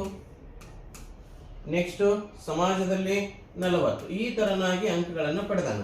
ಫಸ್ಟ್ 80, 60, 70, 50 ಮತ್ತು 40 ಡಿವೈಡೆಡ್ ಬೈ ಒಟ್ಟು ಎಷ್ಟು ಸಬ್ಜೆಕ್ಟ್ಗಳದಾವಲ್ಲೇ? 3, 2, 5 ಸಬ್ಜೆಕ್ಟ್ಗಳ ನಾವಿಲ್ಲಿ ನೋಡ್ತೀವಿ. ಓಕೆ, ಹಾಗಾದ್ರೆ ಪ್ರಾಪ್ತಾಂಕಗಳ ಮೊತ್ತ ಎಷ್ಟಾಗುತ್ತೆ ಅಂತ ನೋಡಿದ್ರೆ 0, 8 + 6 14, 14 1 7, 21, 21 30, 300 ಆಯ್ತು. 300 ಡಿವೈಡೆಡ್ ಬೈ 5, 5 1 5 6 30. ಸರಾಸರಿ ಅಂಕ ಎಷ್ಟು ಸಿಕ್ತು ನನಗ? 60 ಸಿಕ್ತು. ಸರಾಸರಿಗಿಂತಲೂ ಹೆಚ್ಚು. ಪ್ರಶ್ನೆಯನ್ನು ಸರಿಯಾದ ರೀತಿಯಿಂದ ನೋಡ್ರಿ. ಸರಾಸರಿಗಿಂತಲೂ ಹೆಚ್ಚಂದ್ರೆ 60ಕ್ಕಿಂತಲೂ ಹೆಚ್ಚಿರಬೇಕು. 60 ಕೂಡ ಕೌಂಟ್ ಆಗೋದಿಲ್ಲ. ಅಂದ್ರೆ ನಾವಿಲ್ಲಿ ಇಂಗ್ಲಿಷ್ ಅನ್ನು ಕೂಡ ತೆಗೆದುಕೊಳ್ಳುವ ಹಾಗಿಲ್ಲ. ಸರಾಸರಿಗಿಂತ ಕಡಿಮೆ ಇರುವ ಯಾವ ಫಸ್ಟ್ ನೋಡೋಣ. ಇದು ಸಮಾಜ ನಮಗೆ ಬರೋದಿಲ್ಲ. ಸಮಾಜ ಯಾಕಂತಂದ್ರೆ ಸರಾಸರಿಗಿಂತ ಕಮ್ಮಿ ಐತೆ. ವಿಜ್ಞಾನ ಕೂಡ ಸರಾಸರಿಗಿಂತ ಕಮ್ಮಿ ಐತೆ, ಇದನ್ನು ಕೂಡ ಬರೋದಿಲ್ಲ. ಇಂಗ್ಲಿಷ್ ಕೂಡ ನಮಗೆ ಬರೋದಿಲ್ಲ, ಯಾಕಂದ್ರೆ ಇದು 60 ಇದೆ. ಬಟ್ ಅವರು 60ಕ್ಕಿಂತಲೂ ಹೆಚ್ಚು ಬೇಕಂತ ಹೇಳಿದ್ದಾರೆ. ಆದ್ದರಿಂದ 3 ಸಬ್ಜೆಕ್ಟ್ಗಳು ಹೋಯ್ತು. ಉಳಿದಿದ್ದ ಯಾವುದು? ಹಿಂದಿ ಮತ್ತು ಗಣಿತ ಮಾತ್ರ ನಮಗೆ ಉಳಿತು. ಯಾಕಂದ್ರೆ 70 ಮತ್ತು 80. ಹಿಂದಿ ಮತ್ತು ಗಣಿತಕ್ಕೆ ಸರಿಯಾದ ಉತ್ತರ ಯಾವುದು ಅಂತ ಕೇಳಿದ್ರೆ ಆಪ್ಷನ್ ಎ ಸರಿಯಾಗಿರುವಂತಹ ಒಂದು ಉತ್ತರ. ಓಕೆ, ಪ್ರಶ್ನೆ ಸಂಖ್ಯೆ 60. ಆಯತದ ಉದ್ದ ಮತ್ತು ಅಗಲಗಳು ಪ್ರತಿಯೊಂದರಲ್ಲಿ 4ನೇ 1 ಭಾಗ ಕಡಿಮೆಯಾದರೆ ಆಯತದ ವಿಸ್ತೀರ್ಣ ಈ ಕೆಳಗಿನಂತೆ ಕಡಿಮೆಯಾಗುತ್ತದೆ. ಹೌದು, ಆಯತದ ಯಾವುದೇ ಒಂದು ಸುತ್ತಳತೆ ಆಗಲಿ, ಆಯತ ಆಗಿರ್ಲಿ, ಚೌಕ ಆಗಿರ್ಲಿ, ವೃತ್ತ ಆಗಿರ್ಲಿ, ಸೇಮ್ ರೂಲ್ ಏನಿದೆ ಅಂದ್ರೆ ಆಯತದ ಉದ್ದ ಅಗಲಗಳನ್ನ ಪ್ರತಿಯೊಂದರಲ್ಲಿ 4ನೇ 1 ಭಾಗ ಕಡಿಮೆಯಾದರೆ ಅದರ ವಿಸ್ತೀರ್ಣದಲ್ಲಿ ಏನ್ ಕಡಿಮೆ ಆಗುತ್ತೆ ಅಂತ ಕೊಟ್ಟಿದ್ದಾರೆ. ಇದು ಸ್ವಲ್ಪ ಪ್ರಾಕ್ಟಿಕಲಿ ಮಾಡಿ ನೋಡೋಣ. ಈ ಒಂದು ಆಯತ ಇದೆ. ಓಕೆ, ಈ ಒಂದು ಆಯತದಲ್ಲಿ ನಾನು ಉದ್ದ ಅಗಲಗಳನ್ನ ಕೊಡ್ತೀನಿ. ಏನ್ ಕೊಡ್ತೀನಿ? ಇದಕ್ಕೆ ಒಂದು 10 ಅಂತ ಕೊಡ್ತೀನಿ, ಇಲ್ಲ ಒಂದು 4ರಿಂದ ಭಾಗವಾಗುವಂತದ್ದು ಕೊಡ್ತೀನಿ. ಇದಕ್ಕೆ 12 ಮೀಟರ್ ಅಂತ ಕೊಟ್ಟಿರ್ತೀನಿ. ಓಕೆನಾ? ಇದಕ್ಕೆ ಏನ್ ಕೊಡೋಣ? ಒಂದು 8 ಮೀಟರ್ ಅಂತ ಕೊಡೋಣ. ಓಕೆನಾ? ಫಸ್ಟ್ ಇರುವಂತ ವಿಸ್ತೀರ್ಣ ಏನಾಗುತ್ತೆ? ಆಯತದ ವಿಸ್ತೀರ್ಣ ಇಸ್ಕೊಳ್ಟು ಉದ್ದ ಇಂಟು ಅಗಲ. ಉದ್ದ ಇಂಟು ಅಗಲ ಅಂತ ಕೇಳಿದ್ರೆ 12 × 8 12 × 96 ಮೀಟರ್ ಸ್ಕ್ವೇರ್ ಇದರ ಒಂದು ವಿಸ್ತೀರ್ಣ ನಮಗೆ ಇಲ್ಲಿ ಬರುತ್ತೆ. ನೆಕ್ಸ್ಟ್ ಏನ್ ಹೇಳ್ತಾರಪ್ಪ ಅಂತಂದ್ರೆ ಅವರು ಇದರಲ್ಲಿ ಕಟ್ ಮಾಡೋಣ. ಹೆಂಗ್ ಕಟ್ ಮಾಡೋಣ? 4ನೇ 1 ಭಾಗವನ್ನ ತೆಗೆದುಕೊಳ್ಳೋಣ ಅಂತ ಕೇಳಿದ್ದಾರೆ. ಅಂದ್ರೆ ಇದಕ್ಕೂ ಕೂಡ 1/4 ಮಾಡೋಣ, ಇದಕ್ಕೂ ಕೂಡ 1/4 ಮಾಡೋಣ ಅಂತ ಹೇಳಿದ್ದಾರೆ. ಸೊ 4 1 4 3 12, 4 1 4 2 8. ಅಂದ್ರೆ ಇದು 3 ಆಯ್ತು, ಇದು 2 ಆಯ್ತು. ಅಂದ್ರೆ ಒಂದು 3 ಆಯ್ತು, ಇದು 2 ಆಯ್ತು. ಇದರ ಉತ್ತರ ಏನಾಗುತ್ತೆ? 3 × 2 3 2 ಎಷ್ಟಾಯ್ತು? 6. ಹಾಗಾದ್ರೆ ಎಷ್ಟು ಪಟ್ಟು ಆಯ್ತು ಅನ್ನೋದನ್ನು ನೋಡೋಣ ಈಗ, ಅಲ್ವಾ? ಎಷ್ಟು ಪಟ್ಟು ಕಡಿಮೆ ಆಯ್ತು? 96 ಮೀಟರ್ ಸ್ಕ್ವೇರ್ ಇತ್ತು, ಇವಾಗ ಏನಾಗೈತೆ? 6 ಮೀಟರ್ ಸ್ಕ್ವೇರ್ ಆಗೈತೆ. 4ನೇ 1 ಭಾಗವನ್ನ ಕಮ್ಮಿ ಮಾಡಿದಾಗ. ಹಾಗಾದ್ರೆ ಎಷ್ಟು ಭಾಗ ಕಮ್ಮಿ ಆಯ್ತು? 96 ಡಿವೈಡೆಡ್ ಬೈ 6. 6 1 6 1 14. ಅಂದ್ರೆ 16 ಪಟ್ಟು ಇದು ಏನಾಯ್ತು? ಕಡಿಮೆ ಆಯ್ತು. ಎಷ್ಟು ಕಮ್ಮಿ ಆಯ್ತು? 16 ಪಟ್ಟು ಕಮ್ಮಿ ಆಯ್ತು. ಅಂದ್ರೆ ಇದರ 1/4 ಭಾಗವನ್ನು ಕಡಿಮೆ ಮಾಡಿದಾಗ ಅದು ಎಷ್ಟು ಕಮ್ಮಿ ಆಯ್ತು ಅಂದ್ರೆ 1/16ನೇ 1 ಭಾಗದಷ್ಟು ಅದು ಏನಾಗುತ್ತೆ? ಕಡಿಮೆ ಆಗಿ ಹೋಗುತ್ತೆ. ಕಡಿಮೆ ಮಾಡಿದಾಗ ಸರಿಯಾದಂತ ಉತ್ತರ ಏನಾಗುತ್ತೆ? 16ನೇ 1 ಭಾಗ. ಅಂದ್ರೆ ಇಲ್ಲಿ ಏನ್ ತಗೊಂಡಿದ್ದೀವಿ ನಾವು? 1/4 ಅಂತ ತೆಗೆದುಕೊಂಡಿದ್ದೀವಿ. ಅಂದ್ರೆ ಕಂಪ್ಲೀಟ್ ಆಗಿ ಒಂದು ವಿಚಾರವನ್ನು ತಿಳ್ಕೊರಿ. ನಾವು ಯಾವುದರ ವಿಸ್ತೀರ್ಣವನ್ನು, ಅದು ಚೌಕದಾಗಿರ್ಬೋದು, ಆಯತದಾಗಿರ್ಬೋದು ಅಥವಾ ವೃತ್ತದಾಗಿರ್ಬೋದು, ಅವು ಉದ್ದ ಅಗಲಗಳನ್ನ ಎಷ್ಟು ಪಟ್ಟು ಹೆಚ್ಚು ಮಾಡುತ್ತವೆಯೋ ಅದರ ವರ್ಗದಷ್ಟು ವಿಸ್ತೀರ್ಣದಲ್ಲಿ ಹೆಚ್ಚಳ ಆಗುತ್ತೆ. ಓಕೆ, ಎಷ್ಟು ಪಟ್ಟು ಹೆಚ್ಚು ಮಾಡಿರ್ತೇವೋ ಅದರ ವರ್ಗದಷ್ಟು ವಿಸ್ತೀರ್ಣದಲ್ಲಿ ಹೆಚ್ಚಾಗುತ್ತೆ. ಎಷ್ಟು ಪಟ್ಟು ಕಡಿಮೆ ಮಾಡುತ್ತೇವೆಯೋ ಅದರ ವರ್ಗದಷ್ಟು ವಿಸ್ತೀರ್ಣದಲ್ಲಿ ಕೂಡ ಕಡಿಮೆ ಆಗುತ್ತೆ. ನಿಮ್ಮದಿದು ಕಂಪ್ಲೀಟ್ ಆಗಿದ್ರ ಮಾಹಿತಿ ಇರಲಿ. ಇನ್ ಕೇಸ್ ಇಲ್ಲಿ ಏನಾದ್ರೂ 4ನೇ ಒಂದು ಭಾಗ ಇರೋ ಬದಲಿ 4ನೇ ಒಂದು ಭಾಗ ಬದಲಿ 3ನೇ ಒಂದು ಭಾಗ ಇತ್ತು ಅಂತ ಅನ್ಕೊಳ್ಳಿ. ಪ್ರಶ್ನೆಯಲ್ಲಿ 3ನೇ ಒಂದು ಭಾಗ ಇತ್ತು ಅಂತಂದ್ರೆ ಹಾಗಾದ್ರೆ ಇದ್ರ ವಿಸ್ತೀರ್ಣದಲ್ಲಿ ಎಷ್ಟು ಕಮ್ಮಿ ಆಗುತ್ತೆ ಅಂದ್ರೆ 3ರ ವರ್ಗ ಅಂದ್ರೆ 9ನೇ ಒಂದು ಭಾಗದಷ್ಟು ಅದು ಕಡಿಮೆ ಆಗುತ್ತೆ. ಎಷ್ಟು ಭಾಗ ಕಡಿಮೆ ಮಾಡಿರ್ತೀರಲ್ಲ ಅಷ್ಟೇ ಭಾಗ ಕಮ್ಮಿ ಆಗುತ್ತೆ. ಎಷ್ಟು ಭಾಗ ಹೆಚ್ಚು ಮಾಡಿರ್ತಾರಲ್ಲ ಅದರ ವಿಸ್ತೀರ್ಣದಷ್ಟು ಎರಡು ಕೂಡ ಏನಾಗುತ್ತೆ, ವಿಸ್ತೀರ್ಣದಲ್ಲಿ ಅದು ಹೆಚ್ಚಾಗುತ್ತೆ, ಇಲ್ಲ ವಿಸ್ತೀರ್ಣದಲ್ಲಿ ಕಮ್ಮಿ ಆಗುತ್ತೆ. ಸುತ್ತಳತೆಯಲ್ಲಿ ಹಂಗಲ್ಲ. ಎಷ್ಟು ಹೆಚ್ಚು ಮಾಡಿರ್ತೀರೋ ಸುತ್ತಳತೆಯಲ್ಲಿ ನೀವು ಸುತ್ತಳತೆಯಲ್ಲಿ ಒಂದು ಭಾಗ ಎಕ್ಸ್ಟ್ರಾ ಮಾಡಿದ್ರೆ ಸುತ್ತಳತೆಯಲ್ಲಿ ಒಂದೇ ಭಾಗನೇ ಜಾಸ್ತಿ ಆಗುತ್ತೆ. ನೀವು 2ರಷ್ಟು ನೀವು ಭಾಗ ನೀವೇನು ಜಾಸ್ತಿ ಮಾಡಿದ್ರೆ ಸುತ್ತಳತೆಯಲ್ಲಿ 2 ಭಾಗ ಮಾತ್ರ ಜಾಸ್ತಿ ಆಗುತ್ತೆ. ಇದು ಆಯತಕ್ಕ, ವೃತ್ತಕ್ಕ ಮತ್ತು ಚೌಕಕ್ಕ 3ಕ್ಕೂ ಕೂಡ ಸೇಮ್ ಆಗಿರ್ತದೆ. ಇದು ಸ್ವಲ್ಪ ನಿಮ್ಮ ಗಮನದಲ್ಲಿರಲಿ. ಇದೇ ಪ್ರಶ್ನೆಗೆ ಏನಾದರೂ ಒಂದು ಆಯತದ ಉದ್ದ ಅಗಲಗಳನ್ನು ಪ್ರತಿಯೊಂದರನ್ನು 4 ಪಟ್ಟು ಹೆಚ್ಚು ಮಾಡಿದರೆ ಅದರ ವಿಸ್ತೀರ್ಣದಲ್ಲಿ ಆಗುವ ಬದಲಾವಣೆ ಎಷ್ಟು ಅಂತ ಕೇಳಿದ್ರೆ ನೀವು 4 ಪಟ್ಟು ಏನಾದ್ರು ಹೆಚ್ಚು ಮಾಡಿದರೆ ವಿಸ್ತೀರ್ಣದಲ್ಲಿ 16 ಪಟ್ಟು ಏನಾಗುತ್ತದು ಹೆಚ್ಚಾಗುತ್ತೆ. ನೀವು ಕಮ್ಮಿ ಮಾಡಿದರೆ ಅಷ್ಟೇ ಪಟ್ಟು ಅದು ಕಡಿಮೆ ಕೂಡ ಆಗುತ್ತೆ. ಓಕೆ, ಇದೇ ತರನಾಗಿರ್ತಕ್ಕಂಥ ಲೆಕ್ಕಗಳನ್ನು ಕಂಪ್ಲೀಟ್ ಆಗಿ ನೀವು ನೋಡಬೇಕಾಗಿತ್ತು ಅಂದರೆ ನಮ್ಮ ಶಬ್ದ ಪಬ್ಲಿಕೇಶನ್ ಸಂಪೂರ್ಣ ವಿಡಿಯೋಗಳನ್ನು ನೋಡ್ಕೋರಿ ಮತ್ತು ಈ ಚಾನಲನ್ನು ಸಬ್ಸ್ಕ್ರೈಬ್ ಮಾಡ್ಕೊಳ್ಳೋದ್ರ ಮೂಲಕ ಎಲ್ಲ ನವೋದಯಕ್ಕೆ ಸಂಬಂಧಪಟ್ಟಂಥ ಎಲ್ಲ ವಿಡಿಯೋಗಳು ನಿಮಗೆ ಸಿಗುತ್ತೆ ಅಂತ ಹೇಳ್ತಾ ಇವತ್ತಿನ ವಿಡಿಯೋವನ್ನು ಮುಗಿಸ್ತಾ ಇದ್ದೀನಿ. ಧನ್ಯವಾದ.